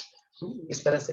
तो वैसे ही शिव जी भी इनको ये प्रश्न पूछते। तो वशिष्ठ मुनि भी तो ब्रह्म ज्ञानी है, आत्मज्ञानी, तो वो अपना सुंदर उत्तर वहां पे देते हैं कि बोलते हैं मैं आपका ही नाम ले रहा हूँ। अब जब आपका ही नाम ले रहा हूँ तो फिर संभावना कहीं बचती है क्या? वेन आपका स्मरण जब है, आप ही मेरे चित्त में यहाँ पे स्थानापन्न हो, तो कोई मजाल है कि जो रुद्र ही तुम्हारे, शिव ही तुम्हारे अंदर स्थानापन्न है, उसी की चल रही है, नामस्मरण चल रहा है, तो किसी की मजाल है मेरे सामने आके कोई भीति या संशय, किसी के लिए जगह, डर के लिए जगह रहे? तो बोलते कोई नहीं है, बिल्कुल आपके नाम का ही नामस्मरण यहाँ पे चल रहा है। तो बोलते किसी भी प्रकार की ऐसे उसी आत्मदर्शन, वही जो आत्म जो है उसी के बारे में सब कुछ वहां पे होता है। तो उसी का भी तुम्हारा ही चिंतन यहाँ पे ज्ञानामृत का जो कलश और जो है हमारे अंदर वो चलता है। ऐसे ही कई सारी चीजें यहाँ पे लिखी है। तो वही है जो अपनी चिंतामणि जब मिल चुका है तो फिर क्या प्राप्त करने लायक कुछ बाकी है? तो बोलते नहीं नहीं, सब कुछ ठीक चल रहा है, ये है। लेकिन उसके बावजूद भी जब आप अभी यहाँ पे आ ही गए हो तो आप ही बताओ कि, और मतलब रियलिटी में किसी ने भी ऐसे आपकी प्राप्ति को करना क्या चाहिए, उस आत्मदर्शन को प्राप्त करने के लिए क्या करना चाहिए? तो फिर वहां पे जो शिव जो है वो शिव ही यहाँ पे बताते हैं कि तुम पहले क्या करो ना, अपने आप को जानो, मतलब किसी के लिए भी एवरीबडी उनको बताते हैं। शिव तो जानते कि ब्रह्म ज्ञानी है, लेकिन जब उन्होंने प्रश्न पूछा है तो वो उसका उत्तर वहां पे देते हुए दिखाई देते हैं। तो कहते जो तुम अब तक जिनको समझ रहे हो ना, खुद को इंक्लूडिंग हिमसेल्फ नो बोलते, तो तुम अब तक समझ रहे हो ना कि ये पुंडरीकाक्ष जो है, ब्रह्मदेव जो है, ये त्रिलोचन जो है, ये जो तुम तीनों करते हो, तो तुम इसको देव देव कह के पुकारते रहते हो, बोलते ये सही मायने में वो देव नहीं है। No, it's not that. तो उसने तुम्हारा जो स्वरूप है, तुम्हारा जो आत्म स्वरूप है, बोलते वही जो है, वही सच में वही चैतन्य है। That is the real Shiva, that is the real Parabrahma. बोलते उस शिव की पूजा करो। तो यहाँ पे फिर देव पूजा का जो सर्वोत्तम विधान वो शिव जी वहां पे बताया था। शिव पूजन किस तरह से, तो हम लोग भी जब करते हैं अपने जीवन में पूजा करते हैं या कुछ करते हैं, या हम लोग कभी भी गुरुदेव को भी देखा हुआ है रुद्र पूजा करते हुए, तो बोलते पूजा करने का सही तरीका क्या है, कैसे करें? तो बोलते सर्वश्रेष्ठ कुछ भी पूजा यदि है तो सर्वश्रेष्ठ पूजा होती है मानस पूजा। कि तुम अपने चित्त से अपने आप को ईश्वर प्रणिधान, माने पूरी तरह से समर्पण ही तुम अपने आप को, तुम्हें ऑफर क्या करना है किसी को भी, पान फूल तुम गंध ये हल्दी कुंकू ये ऑफर करे, अक्षता ऑफर करे, उसके भी अपने मायने है, अपने मीनिंग है।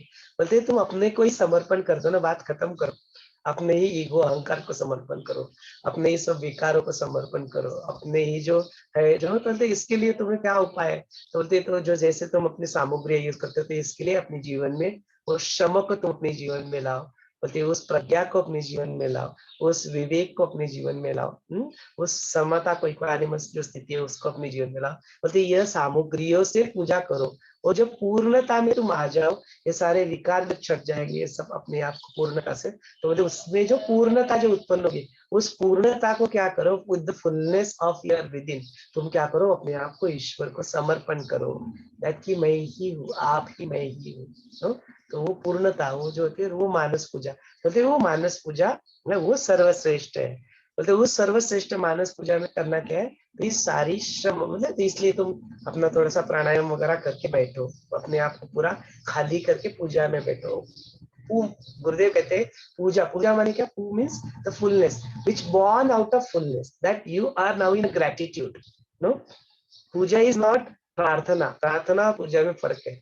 प्रार्थना में यू आर आस्किंग समथिंग, पूजा में यू आर ऑफरिंग समथिंग, दोनों में थोड़ा अंतर है। प्रार्थना में ओ मुझे ये चाहिए, ये प्रार्थना है, ओ मेरे को ये दे दो, मेरे को वो दे दो, मेरी गर्लफ्रेंड से मिला दो, ये करो, मुझे जॉब दिला दो, ये कर दो, वो कर दो, प्रमोशन, ये जो और थोड़ा पैसा और 1 BHK फिर और 3 BHK, ये जो हम लोग चलता रहता है ना कांस्टेंट आस्किंग, वो प्रार्थना में आता है कि मुझे और कुछ चाहिए। और प्रार्थना, पूजा में क्या है, दैट आई हैव एवरीथिंग, आपने मुझे सब कुछ दे दिया है, now I am offering it back, आपने मुझे मेरे लिए इतना प्रकृति इतना सुंदर नेचर दे दिया, उसी का प्रतीक स्वरूप थोड़ा सा उसी आपका ही, आपको ही अर्पण। ऐसा नहीं कि मैं आपको कुछ और एडिशनल मैं कुछ दे रहा हूँ, नहीं, ये तो आपका ही है, आप ही को समर्पण, मैं भी आपका ही हूँ, मैं भी खुद भी समर्पण, आपके लिए समर्पण, वो जो भावना, वो जो स्थिति, वो पूजा है, that is the real puja, that is the real manas puja. तो अपने आप, इसलिए गुरुदेव कहते हैं ना कि उसमें और उसमें अलग अलग नहीं मानते। तो आपने अक्सर गुरुदेव को देखा होगा कि कुछ फूल तो उधर डालते, कुछ फूल इधर भी डाल देते, आत्म पूजा। तो आई नो टॉपिक आगे चल के वो आता है, तो कुछ प्रश्न आएंगे तो उसके बारे में बताए। तो देव पूजा का सर्वोत्तम जो विधान है, वो जो पूजन है, तो उसके बारे में इस तरह से शिवजी वशिष्ठ मुनि को बताते हैं। Thank you very much. Yeah. Anybody else can ask the question? जय गुरुदेव। हाँ जय गुरुदेव। एक चीज मुझे पूछना था कि आप हम लोग जो सीखे है ना कि 3 तरह के तपस, स्वाध्याय और ईश्वर प्रणिधान। तो स्वाध्याय का लिटरल मीनिंग है 100 अध्याय, मतलब रीड योरसेल्फ। आप इसका मीनिंग थोड़ा सा और क्लियर कर दीजिए। स्वाध्याय मतलब क्या है कि रीड योरसेल्फ और अदर थिंग। स्वाध्याय का लिटरल मीनिंग जो होता है वो स्वाध्याय माने सेल्फ स्टडी, सेल्फ स्टडी। तो दोनों रूप में देख सकते हैं कि स्वयं का अध्ययन करना एक हो सकता है। अब there is no teacher, mentor teacher नहीं है, तो स्वयं ही अध्ययन करते हो तो स्वाध्याय।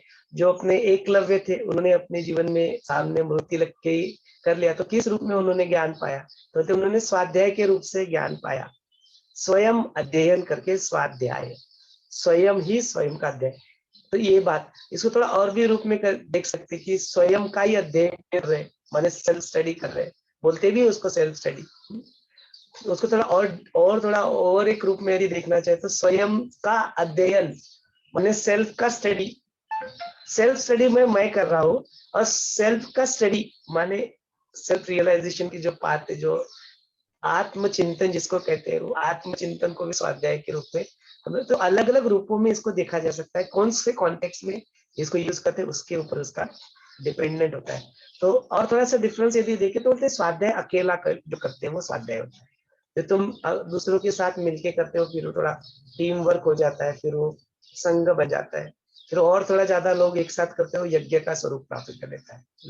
इसलिए जो अकेले जो हम करते हैं वो स्वाध्याय है। जैसे हमारे गुरुजी ने एक कोर्स रखे है ना स्वाध्याय, तो उसमें क्या होती है ये मुझे मालूम नहीं है। तो कर लेना फिर मैंने भी नहीं किया है। तो बोलते स्वाध्याय बताओ, तो एक साल उन्होंने जो स्वाध्याय का जो बेसिकली क्या है कि स्वाध्याय इज जो आपने सब उन्होंने इनके लिए रखा था, जो ब्रह्मचारी जो है ना उनके लिए, सन्यासियों के लिए वहां पे रखा हुआ था। तो स्वाध्याय मैंने क्या, जो अब तक आपने सब कुछ किया हुआ है ये रिपीट। और क्या होता है ना, मन जो होता है ना, बुद्धि होती है भूल जाती है। तो आप स्वाध्याय करके क्या करो, यू रिवाइज इट, आप फिर से उसको रिवाइज करो, वो स्वाध्याय में आता है। तो उन्होंने क्या करवाया तो वो तो ही जाने, मैं भी नहीं जानता, तो मैं क्या कमेंट करूं, मैंने भी नहीं देखा। बट मुझे लगता है कि स्वाध्याय माने जो अब तक जो देखा उसको तुम क्या करो, फिर से प्रैक्टिस करो, फिर से रिवाइज करो, फिर से तैयार करो। स्वाध्याय का लिटरल मीनिंग तो सेल्फ स्टडी हाँ, है ना। Basically, it is contemplation of what you have done. Contemplate on yourself. मतलब बैठ के उसका मनन करे, चिंतन करे. That only is स्वाध्याय, no? Apply it to yourself. That knowledge, apply it to yourself to get the wisdom out of it. Actually it's a context based. For example अभी जैसे सोहम है, सोहम ने भी मैथमेटिक्स का पढ़ाई किया, अभी उसकी कल मैथमेटिक्स की एग्जाम थी, आपने देखा 10 बजे मुझे जाना था, I wanted to help him. What was that, वो मैथमेटिक्स का पढ़ाई भी स्वाध्याय। हम लोग क्या करें ना, आत्मदर्शन में जो सेल्फ कंटेम्पलेशन हो रहा है वही सिर्फ स्वाध्याय समझ रहे, वो मैथमेटिक्स का पढ़ाई भी स्वाध्याय ही है। तो यहाँ पे बैठ के हम लोग किसी ने ये सुदर्शन क्रिया सीख लिया, पद्म साधना DSM सीख लिया, कुछ योगासना सीख लिया शिव योगा में, फिर वो बंदा जाके कर रहा है उसको प्रैक्टिस, क्या कर रहा है, वो स्वाध्याय ही कर रहा है ना। स्वाध्याय इज नॉट जस्ट आत्मदर्शन में जो आत्म कॉन्टेम्पलेशन हो रहा है, it is not restricted to that, anything that you do on your own to revise to practice is that svadhyaya, है ना, दैट सेल्फ। तो वो स्वाध्याय। अच्छा, एक जगह में हमारे ये इसमें है, कैलाश के वहां जाने के पहले का बात है, एक जगह में लिखा है, इस देह की रचना एक ने की है, देह की रचना कर्म ने किया है, उसका आश्रय दूसरे अहंकार रूपी यक्ष ने किया है, दुख किसी तीसरे को मिलता है और भोक्ता तो कोई चौथा ही है, मतलब जीव। इस प्रकार की ये अज्ञान की चक्री का आश्चर्य रूप है।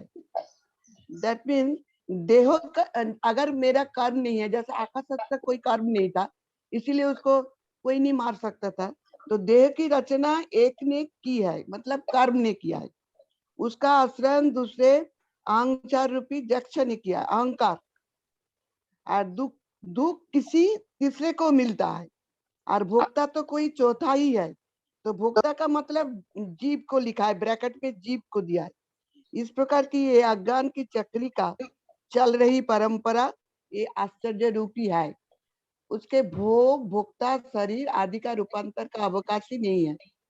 जिस प्रकार पत्थर की घनता सत्ता सामान्य से पृथक रूप नहीं है किंतु एक रूप ही है, उसी प्रकार आत्मा की घनता भी एकमात्र सम्मानात्मक सत्ता स्वरूप से पृथक नहीं है किंतु अभिन्न रूप ही है, क्योंकि सद्रूप से पृथक दूसरा रूप ही नहीं है, अर्थात जो सद्भिन्न है उसकी असत आलिक आदि पदों से प्रसिद्धि है, ये तात्पर्य। इसको ऐसे तो थोड़ा मोड़ा लिटरली समझे, लेकिन थोड़ा सा और क्लियर कर। हाँ, तो यहाँ पे अभी कह रहे हैं कि जो उत्पत्ति प्रकरण से थोड़ा सा रिलेशन देखना पड़ेगा, ऐसा कि जो अपना जो उत्पत्ति होती है उसका बीज कहा क्या होता है, तो ये सब कुछ जो तुम्हारे ना ये कर्म संस्कार जो चित्त के ऊपर जो कर्म बनते हैं वही तुम्हारा बीज है। कर्म माने फिजिकल एक्शंस की बात नहीं हो रही, सिर्फ जो कर्म जो बनते हैं तुम्हारे, जो संस्कार जो बन जाते हैं वही बीज होता है, वही तुम्हारे पुनर्जन्म का बीज होता है। तो उसी से क्या हो जाता है, उसी से तुम क्या होते हो, कर्म कहते हो, संस्कार बन जाते हैं, उसी से तुम्हारे फिर उससे एसोसिएटेड कुछ वासनाएं बन जाती है, वो वासना उसका बीज बन जाती है। उस वासना की वजह से क्या होता है, वो चित्त क्या कर लेता है, फिर से नया रूप धारण कर लेता है। फिर रूप धारण कर लेता है तो फिर क्या करता है, माने वो फिर से नया चित्ताकाश में फिर से वो सारे जो स्मृति अपना मन जो अहंकार है उसको पाल लेता है और फिर नया शरीर धारण कर लेता है। नया शरीर धारण कर लेता माने क्या, तो उसमें फिर वो प्राण भाव आ जाता है, प्राण आ जाता है और फिर जीव आ जाता है, जीव आ जाता है और फिर जो स्थूल शरीर है उसकी आ जाती है बात। तो बोलते देखो ना, कोई और कुछ कर रहा है कर्म की वजह से, जो संस्कार थे उसकी वजह से सब कुछ हुआ। अहम भाव ने उसको पकड़ लिया, अपने आप को नया रूप मान लिया, अपने आप को अलग मान लिया। और भोक्ता कौन है? वो जीव भाव जो चलता है, वो कौन कौन करता है? वो जीव भाव। माने जो सोल के बारे में गुरुदेव ने बात किया था ना, जो जीव जो होता है वो, जो फिर ये सारे कंसोलिडेट करके अपने आप को जीव रूप धारण कर लेता है, अपने आप को शिव से अलग मान लेता है। वो जो जीव है वही भुगता है फिर बोलते। तो ये सारी चीजें वही बताई गई है उधर, जो वो बताया ना, कर्म से ये, फिर उसके बाद में अहम भावना, उसके बाद में फिर वो करते हैं, फिर उसमें जीव भाव ब्रैकेट में लिखा है, देखो जीव क्यों ब्रैकेट में लिखा है, वो वही है कि वो जीव भाई क्या कहता है, भोक्ता, जीव भाव भोक्ता बन जाता है। और बोलता है फिर मैं इन सारी चीजों को भोग रहा हूँ, बिकॉज अपने आप को अलग मान लिया शिव से। तो फिर शिव से अलग मान के जो अलग आइडेंटिटी धारण कर लिया, वो जीव भाव क्या करता है, इस सुखों के दुखों से गुजरता है और भोगता है उन फलों को, प्रारब्धों को जो अपने उनको भोगता है। उपभोगता भी है और भोगता भी, दोनों भी। भोग को हमने अक्सर निगेटिव ही देखा है। भोग माने सिर्फ कोई पनिशमेंट नहीं है, भोग माने उपभोग भी है। कर्म किए तो उसके फल उपभोग हो गया, आप बुरे कर्म किए तो उसके फल भोग हो गए।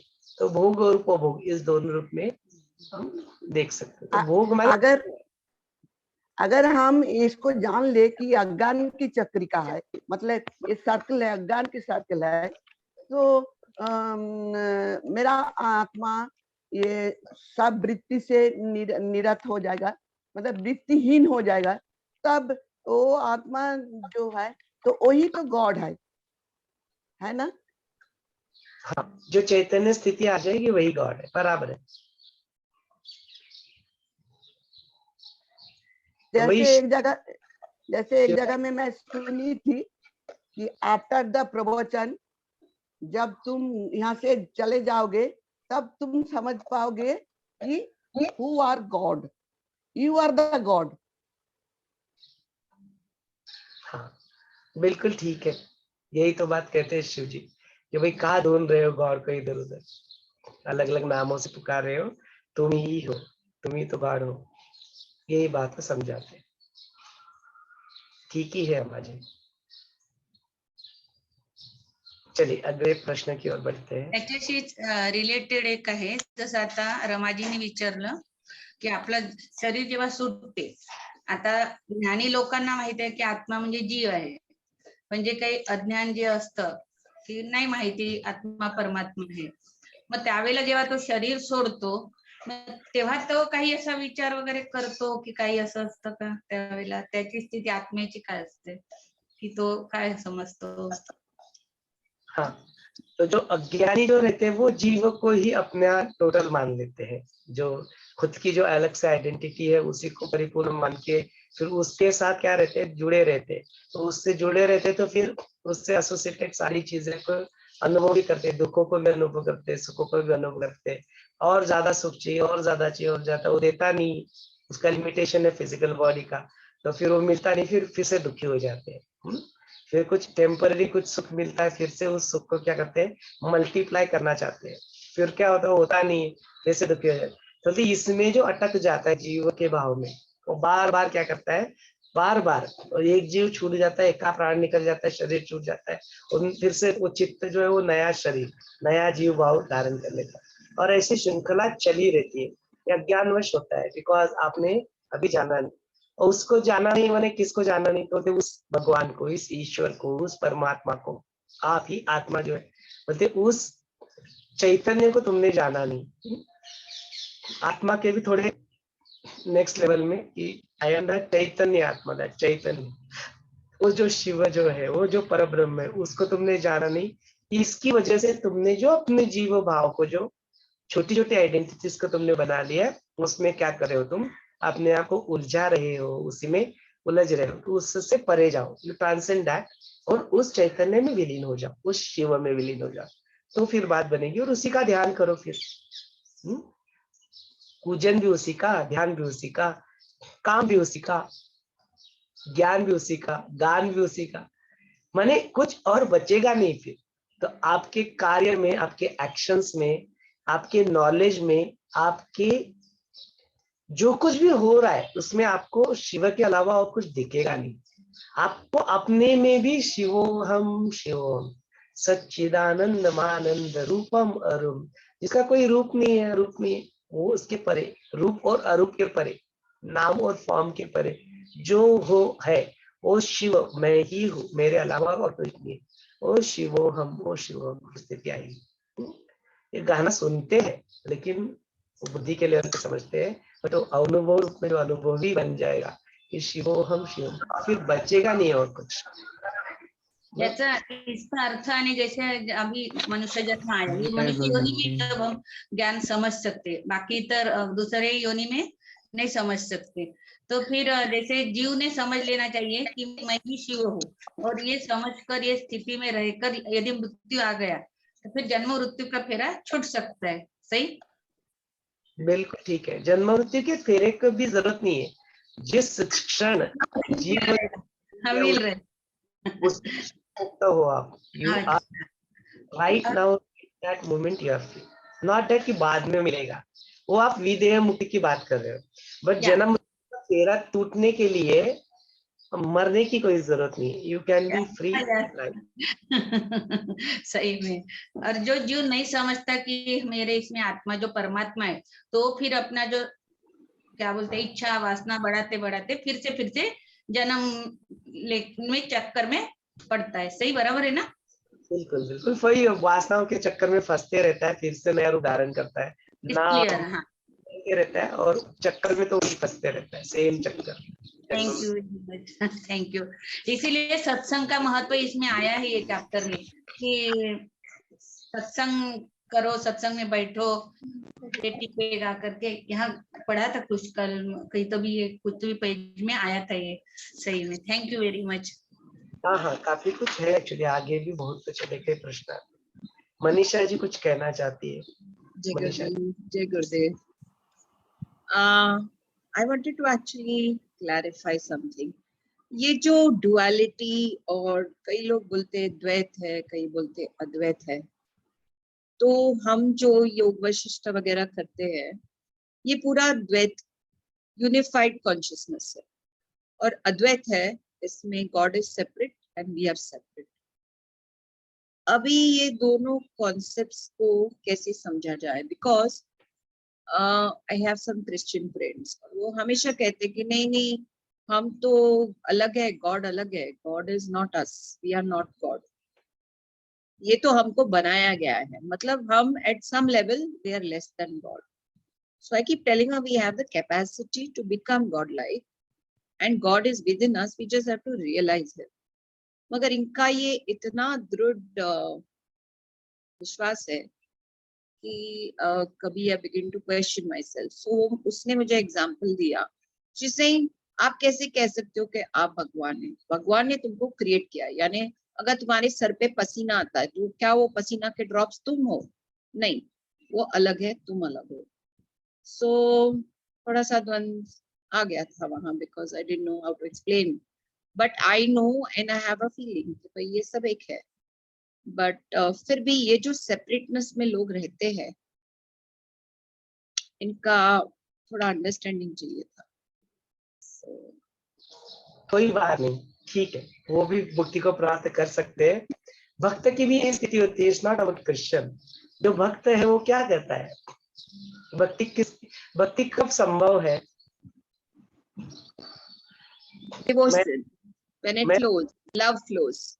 करेक्ट, मैं हूँ और परमात्मा है, तो मैं क्या करता हूँ, परमात्मा की भक्ति कर रहा हूँ, वर्शिप कर रहा हूँ, I am worshipping to the God.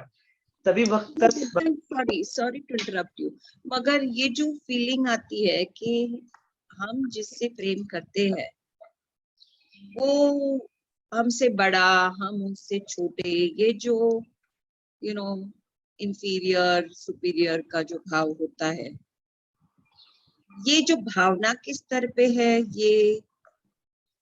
ये स्थायी है या नहीं? I mean, is it logical?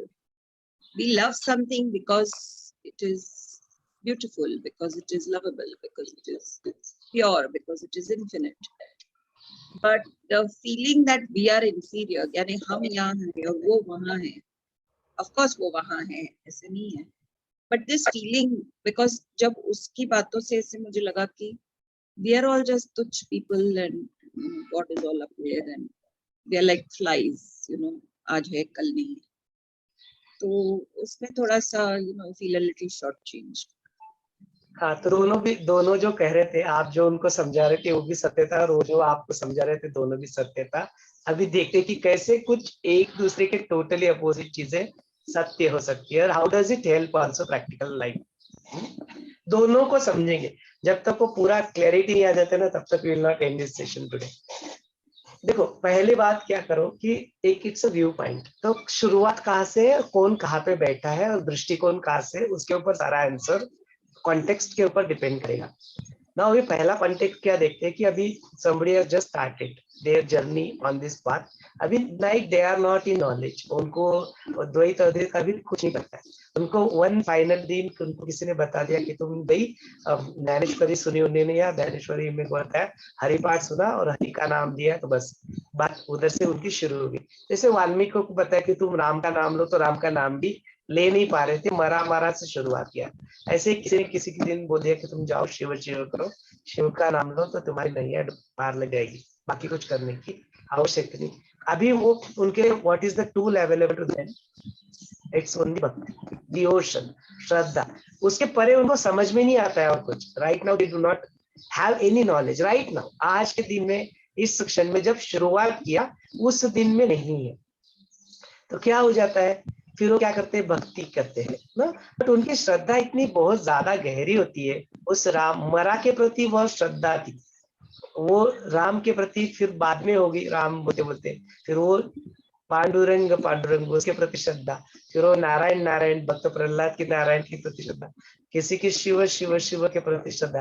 वो बोलते वो श्रद्धा से क्या हुआ, तो क्या होते हैं, भक्ति में तल्लीन हो गए. अवस्था कौन सी प्राप्त कर ली, वही अवस्था जो ज्ञानी प्राप्त करते हैं. दोनों के अंडरस्टैंडिंग में फर्क है, फंडामेंटल फर्क है कि ज्ञानी जो जानता है कि जो अवस्था को मैं प्राप्त कर लिया, वो उस अवस्था में जो अवस्था को मैं अनुभव कर रहा हूँ वो अनुभवी, और जिसकी मैं प्रार्थना कर रहा हूँ या जिसको मैं कर रहा हूँ वो अलग नहीं है, एक ही है. ये ज्ञानी जानता है, I will come, let me कम, वो अलग नहीं. भक्त क्या कहता है कि मैं हूँ और कोई सुप्रीम है, उसकी मैं क्या कर रहा हूँ, भक्ति कर रहा हूँ, उसके में क्या कर रहा है. अदरवाइज वो श्रद्धा नहीं जागेगी ना, दैट वो फेथ नहीं जागेगी उसके प्रति, सुप्रीम के प्रति डिवोशन नहीं जागेगा. और डिवोशन माने क्या, यू फील समथिंग उसके प्रति. अच्छा, ये स्टार्टिंग की स्थिति है. स्टार्टिंग की स्थिति में क्या होता है, वो भक्त क्या होता है, तल्लीन होके उसमें कीर्तन में डूब जाता है. तो जब वो ध्यान में चला जाता है, तो ध्यान में जाता है तो क्या उत्पन्न हो जाता है, वहां पे ज्ञान भी उत्पन्न हो जाता है.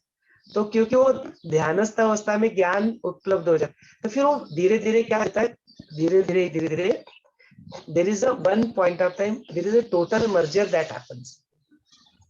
उस टोटल मर्जर जब तक नहीं हो जाता है, माने द्वैत अद्वैत में नहीं चला जाता है, तब तक वो क्या करता है, भक्त क्या करता है, अपने आप को अलग ही मानता है भगवान से. वो उसकी पूजा ही करता है, वो उसका डिवोशन ही करता है, भक्ति करता है, नो डिवोशन में ही रहता है. तो वो स्थिति उसकी बरकरार रहती है.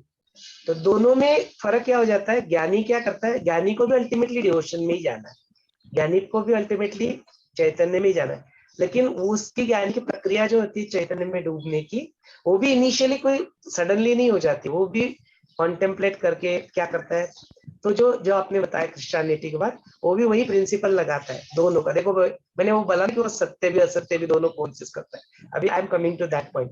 वो क्या कहते हैं कि भाई जो मैं ये हूँ, जो मेरा दिख रहा है शरीर, ये वो चैतन्य नहीं है. ठीक है, हम लोग भी यही कहते हैं, we are also saying exactly same thing. क्या कहते हैं हम लोग, नेति हु एम आई, प्रश्न पूछते, फिर उसका आंसर क्या देते हैं, not this, I am not this. नेति बोलते रहते हैं पहले, है ना. तो हम लोग क्या कहते हैं, पहले शरीर, क्या मैं वो शरीर है क्या चैतन्य, what is the answer that we know. अच्छा, क्या चैतन्य है नहीं, क्या शरीर है. आज जो बात हुई, जैसे यहाँ पे वशिष्ठ मुनि को शिव जी खुद बता रहे, न देवम पुंडरीकाक्षम न च देव त्रिलोचना, न देवो देह रूपो ही न देवः चित्त रूप पृथक् अकृत्रिम अनादि अनंत देवे न देव उच्यते. कहा गया है कि जो तुम पुंडरीकाक्ष को देव समझते हो, वो देव नहीं है. अभी देखो, जो शिव खुद कह रहे हैं कि वो देव नहीं है नहीं क्या है, लेकिन सिर्फ वो नहीं, ये बात कही जा रही है। सब कुछ सत्य है, सब कुछ चैतन्य है, तो विष्णु में भी है वो चैतन्य, महादेव में भी है, ब्रह्मदेव में भी है, लेकिन बोलते तुम जिसको देव समझ रहे हो वो देव नहीं है, उसके अले भी परे भी और कुछ है, माने पार्शियल है। तो ये पार्शियल और जो पूर्ण है उसका फर्क हमें देखना चाहिए, तो बात समझ में आएगी, दोनों भी एप्लीकेबल हुआ। तो जो क्रिश्चियनिटी में बोला जा रहा है कि वो और सुप्रीम और है और मैं जो हूँ वो नहीं है, इनिशियली ठीक है, इनिशियल जर्नी में इट्स फाइन कि भाई मैं ये शरीर नहीं हूँ, जो पसीना की जो बात कहते हो ठीक है, तो वहां पे डुअलिटी आ गई ना कि वो मैं नहीं हूँ। मैं नहीं हूँ का मतलब बोलने का क्या है कि I am not this, I am not this means I am something else, तो रियलिटी आ गई। नेति नेति में ही डुअलिटी है कि नहीं? नेति नेति में नॉट दिस का मतलब क्या हुआ? Something else, I am not this माने ये कुछ और है, बोल रही है डुअलिटी है, द्वैत है, नेति नेति के प्रिंसिपल में द्वैत है, इसलिए बोलते एक स्थिति क्या आ जाती है कि वो नेति नेति भी ड्रॉप हो जाता है। वो जो ये जो कॉन्सेप्ट जो चलाए रखे हमने है या नहीं के बीच में, वो द्वंद्व ड्रॉप हो जाता है, और द्वंद्व जब ड्रॉप हो जाएगा तब फिर अद्वैत, तब फिर वो क्या स्थिति है? शब्द के बीच में, दोनों शब्दों के बीच में, रियल और अनरियल के बीच में, तेरा और मेरे के बीच में, ज्ञान और अज्ञान के बीच में, पूर्ण और अपूर्ण के बीच में, इन बिटवीन समवेयर, प्राण और अपान के बीच में जो संधि काल है उसके बीच। तो कहने का तात्पर्य क्या है कि अवर्णनीय है, शब्दों में डालने का प्रयत्न किया माने ही असत्य बन गया, तो इसलिए जो सत्य था वो असत्य बन जाता है, जो असत्य था वो सत्य बन जाता है। क्यों? बिकॉज उसके परे है, उस शब्दों के परे जो है, वी डोंट नो दैट। तो ये ज्ञानी सदा सर्वदा से बिल्कुल अवेयर होते कि मैं वही हूँ, बट पूछो कोई जाके उनसे प्रश्न पूछो कि तुम कौन हो, तो बताते नहीं, बिकॉज वो जानते कि मैं जानता नहीं, और जो बताएगा फिर वो जानता नहीं है, वो ज्ञानी है, फिर वो पार्शियल बता रहे जो बता रहे। इसलिए वर्णन भी सारे ऐसे ही आते हैं कि आदि है, अनादि है, अनंत है, अजन्मा है, अजर है। ये विशेषण क्यों? क्योंकि नहीं बता सकता कोई, वी कैनॉट। तो ये बात जो है ना, ये अलग अलग जो बिलीफ सिस्टम्स जो होती है ना, उसमें कहीं पे होती है, कहीं पे नहीं होती। तो take an example of Buddha also. Buddha ने क्या किया? आप जिसकी आत्मा की जो बात करते हो ना, मैंने डीपेस्ट लेवल तक जाके ढूंढा उसको, मेरे को कहीं नहीं मिला आत्मा। शंकराचार्य ने बोला कि कौन बोल रहा है ये? किसने ढूंढा? जिसने ढूंढा उसको तो मैं भी नहीं जानता, बट वही तुम हो। हु इज सेइंग कि मैंने जाके ढूंढा? किसने ढूंढा जाके? डीपेस्ट लेवल पे कौन गया? वही तुम हो। अच्छा वो कौन है? तो मैं भी नहीं जानता, I don't know that who is that, मैं भी नहीं जानता, बट वो तुम हो जो तुम्हें बोल रहा है कि मैं नहीं हूँ। नहीं हूँ बोल कौन रहा है? वही तुम हो। तो these are all different different opinions. तो हमें क्या करना है? अपने लिए क्या टेक अवे है कि आप ऐसे सारे ओपिनियंस को सुनो, उसमें से हंस बन जाओ, मोती को चुनो, और फिर अपने मन को शांत कर लो। यदि वो मन शांत नहीं हो रहा है तो देन यू आर अगेंस्ट। वो तल्लीनता ऐसा हो जाए, ज्ञान से हो या ध्यान से हो या गान से हो या कोई और तरीका हो, कोई भी और तरीका, जैसे जो अपना कौवा होता है, श्वासों को देखते देखते ही हो गया, श्वास के ऊपर ध्यान दिया उसने, उससे ही हो गया। तो तरीका कोई भी हो, वो तरीके हजार लाखों हो सकते हैं, और हर एक तरीके का अपना फास्ट या स्लो हो सकता है, but let us not discard any तरीका। और उस तरीके में भी सारे तरीके देखे तो सारे तरीके में there will be some flaw. जो योग वशिष्ठ है उसी में फ्लॉ है, बोलता है माया है, सब डिस्कार्ड कर देता है इस जगत को। विज्ञान भैरव उसके एग्जैक्टली अपोजिट बात करता है, कहते शिव भी रियल है, शक्ति भी रियल है। ठीक है, तो शक्ति रियल नहीं है क्या? शक्ति एनर्जी जो है, वाइब्रेशन जो स्ट्रिंग थी जो आज लेटेस्ट साइंस की स्ट्रिंग करती है, वो शक्ति रियल नहीं है क्या? बोलते हैं शक्ति जब शिव जब शांत बैठे तो शिव बोल कहला, वही चीज अलग नहीं है, वही स्पंदन में आ जाते तो पूरा स्पंदकारी का लिखा गया है, बोलते वो शक्ति है तो वो भी रियल है। अच्छा शिव शक्ति का मिलन जो हुआ अर्धनारी नटेश्वर के रूप में कहते हैं, उसका ही एक्सपांशन हुआ तो बोलते ये जगत है, तो बोलते ये जगत भी सत्य है। तो देखो फिलोसॉफीज है, एक वशिष्ठ योग वशिष्ठ की फिलोसफी एक कहती है कि ये माया है, छोड़ दिया, डिस्कार्ड कर दिया, मिथ्या है, उसका भी मीनिंग है, why it is being said, there is a reason behind it. यहाँ पे कहते ये भी सत्य है, उसका भी मीनिंग है। हमारे लिए क्या है, जब आप क्लास में बैठे हो और क्लास में जब टीचर पढ़ा रहे तो आप विज्ञान भैरव अप्लाई करो कि टीचर भी सत्य है, पढ़ाई भी सत्य है, बुक भी सत्य है, मेरे को पढ़ाई करने दो। अब जब कोई दुख वाली बात आ जाए, किसी ने कुछ बोल दिया, तो फिर तुम योग शिष्ट का नॉलेज करो, ये तो मिथ्या है, ये तो स्वप्न है। एक जगह पे एंथुसियाज्म में आके आप पढ़ाई करने लग जाओगे, विज्ञान भैरव को अप्लाई करके एक जगह पे से दुखों से मुक्त हो जाओगे, अपने आप में स्थित होगे, मिथ्या जान के, स्वप्न जान के छोड़ दोगे, फंसोगे नहीं। दोनों एग्जैक्टली अपोजिट है एक दूसरे के। बट क्या कर रहे हो आप, क्या कर रहे हो, उसको इंफॉर्मेशन को जो हमने कलेक्ट कर लिया, ये थियरीज जो थी, अलग अलग थियरी, अपने जीवन में उस क्षण अपने आप को मुक्त करने के लिए, या जो मेरा एक्शन है उस एक्शन को 100% करने के लिए हमने पर्टिकुलर टाइप ऑफ थियरी लगा दी है, और we did what we wanted to do. Does that make sense? Opposite होने के बावजूद भी अपने जीवन में उपयोगी इंफॉर्मेशन जब उपयोग में आएगा, ज्ञान बनेगा। तब तक सिर्फ इंफॉर्मेशन है, तब तक सिर्फ थियोरीज है। Got it. Thank you. Very nice. Very nicely explained. तो उनको ये बताओ कि जो तुम कर रहे हो ना, देखो नहीं तो क्या हो जाता है, कॉन्सेप्ट बन जाएगा। ये क्या कॉन्सेप्ट बन जाएगा कि फिर उस कॉन्सेप्ट में फंसेंगे तो कृष्णा क्या, never be a God, because संपत्ति है उनके पास। तो देयर इज अ बिलीफ कि बिल्कुल poor man can go through the needle, not rich man. Yeah. Rich man बन ही नहीं सकता, तो वो तो हो ही नहीं, कृष्णा तो हो ही नहीं सकता गॉड, हाउ कैन बी। उनको तो ऐसे 16,000 पत्नियां थी, राजा थे, पैसा अड़का था, तो वो तो ईश्वर हो ही नहीं सकते। क्या बन गया, आपने ईश्वर को एक सीमित बंधन में, कॉन्सेप्ट में बांध दिया। दूसरा कॉन्सेप्ट क्या बन गया, कटोरा नहीं जब हाथ में लोगे तब तक बन ही नहीं सकते, सब छोड़ना पड़ेगा तुम्हें। आश्रम में you can not live in 3 BHK, how can you live, हो ही नहीं सकते तुम, भिक्षुक बनना पड़ेगा तुम्हें। कॉन्सेप्ट आइडियाज है, कॉन्सेप्ट किसके बारे में, मुक्ति के, एनलाइटन के बारे में। I am not discarding this, it has its own importance, उसका भी इम्पोर्टेंस है। ऐसा नहीं होता तो संत ज्ञानेश्वर कटोरा क्यों ले लेते हाथ में, उन्होंने भिक्षा ही मांगी, बोलते वो दे आर फॉलोइंग सम धर्म अकॉर्डिंग टू देयर संन्यास धर्म। वो कुछ संचय नहीं करना चाहते, वो उनको 2 बार की कोई रोटी दे देना तो नहीं लेते थे, बोलते इतना ही माई, इतना ही दो, अभी आज के लिए इतना ही है, कल का किसने देखा है, कल किसने देखा कि मैं जिंदा रहूंगा कि नहीं, कुछ भी संचय नहीं करना है। उनका जो घर रहता है, माता पिता का जो घर रहता है, वो घर दे देते, बोलते उसमें पांडुरंग की मूर्ति स्थापन करके आश्रम बना दो, इसको घर भी मेरा नहीं। बोलते हम लोग एक जगह पे कहाँ रहने वाले, क्या करेगा लेके, जो संत पिता रहते उनका घर भी नहीं लेते, सन्यास, तो उनका धर्म रहता है, वो उसको निभाते हैं। तो it has is own importance. वो जो सेक्युलरिज्म जाते हैं, वो जो सन्यास लेते हैं, वो जो भिक्षुक कहते हैं, वो जो क्रिश्चियनिटी जो कहते हैं वो पुअर मैन कैन गो ना रिच मैन कैन, वो तो यहाँ पे भी लक्ष्मी की निंदा की गई है। तो निंदा की गई लक्ष्मी की निंदा, तो बिकॉज वो लक्ष्मी जब आ जाती है जीवन में तो चांसेस बढ़ जाते हैं कि आपका अहंकार बढ़ जाए, उसकी निंदा हो रही है।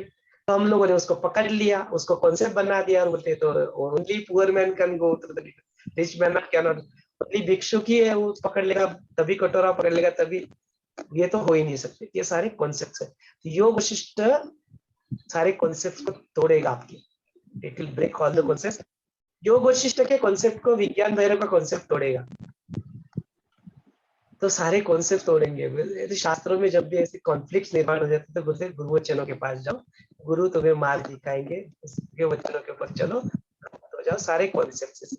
तो इसलिए कुछ चीजें प्रयत्न से आएगी, कुछ चीजें क्या करना पड़ेगा, उसमें जाने के लिए अप्रयत्न में जाना पड़ेगा, एफर्टलेस होना पड़ेगा। तो कुछ प्रयत्न करो और कुछ अप्रयत्न करो। योग वशिष्ठ प्रयत्नों के बारे में बात करता है। प्रयत्न करने का तरीका वशिष्ठ मुनि का जो होता है वो आत्मदर्शन विचारों के माध्यम से होता है। बुद्धि को करते करते जो त्रुटि होती है, वो त्रुटि क्या करती है, पानी में मिक्स करती है, पानी में मैल जो होता है उसको कर लेती है, अपने आप में विलीन कर देती है, सेटल कर देती है। तो बोलते वही है, विचारों से बुद्धि से क्या करो, विवेक तक लाओ, विवेक से प्रज्ञा में जाओ, और अल्टीमेटली फिर उस तर्कों को भी छोड़ दो और अपने आप में स्थित हो जाओ। ये वशिष्ठ मुनि का है। बोलते लेकिन क्या मेरा ही सिर्फ तरीका ठीक है क्या, वो अहंकार नहीं है। बोलते नहीं नहीं देखो और भी तरीके हो सकते हैं, वो प्राणों का निरूप करते करते वो कौवा बन गया आत्मज्ञानी। तो कितना सम्मान, देखो एक कौवे के प्रति भी सम्मान, वो विनम्रता। तो उस विनम्रता को हम भी लाए, जो पथ चल रहे लोगों के पथ में उनको चलने दो विनम्रता के साथ, without discarding anybody's opinion, understanding their is a flaw in it. हमारे जो फॉलो करते हैं उसमें भी तो फ्लॉ है, वो भी परिपूर्ण नहीं है, बिकॉज वो शब्द छोड़ने पड़ेंगे सत्य को सत्य में स्थित होने के लिए। Got है it. ना? Thank you. Thank you. Wonderful. Wonderful. Wonderful. Good. I got my little reason.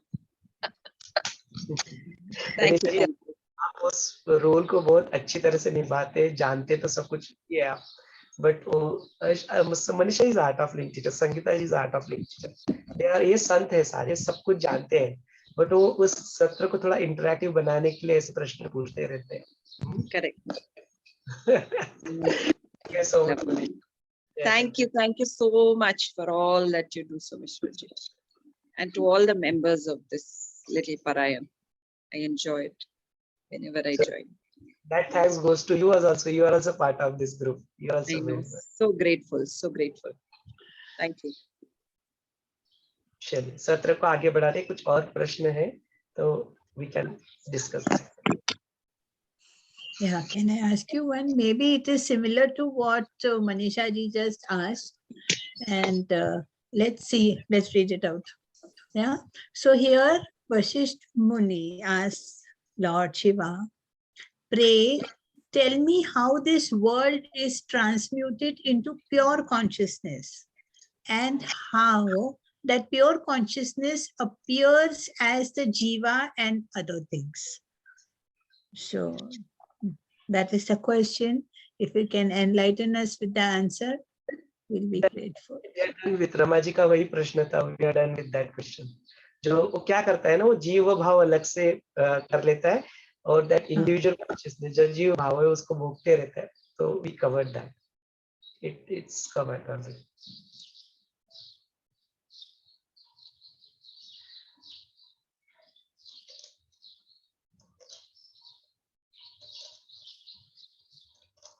और कुछ प्रश्न है तो we can discuss them. If not, then we'll conclude this session. वैसे भी already time भी हो चुका है.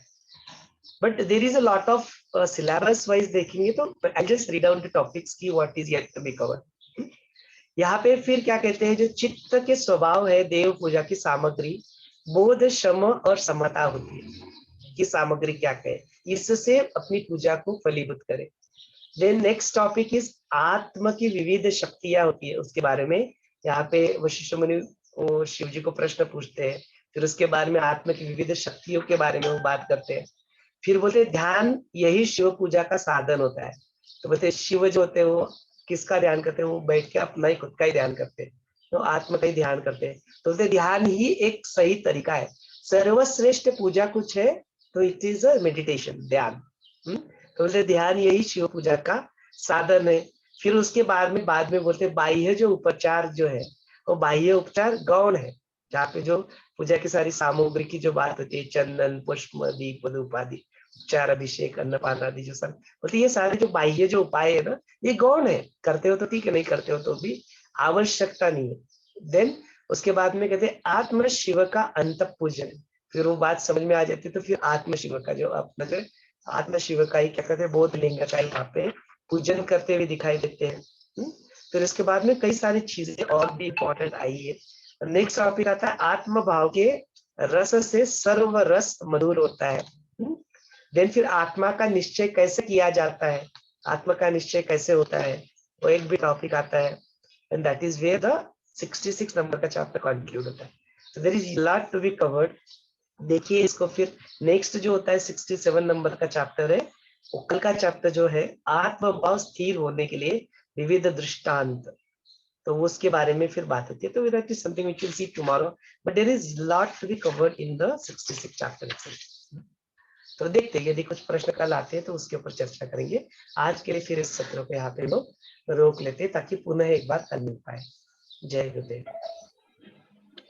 लाइव रुक जाने के बाद मैं थोड़ा एक प्रश्न करूंगी, लाइव को रुक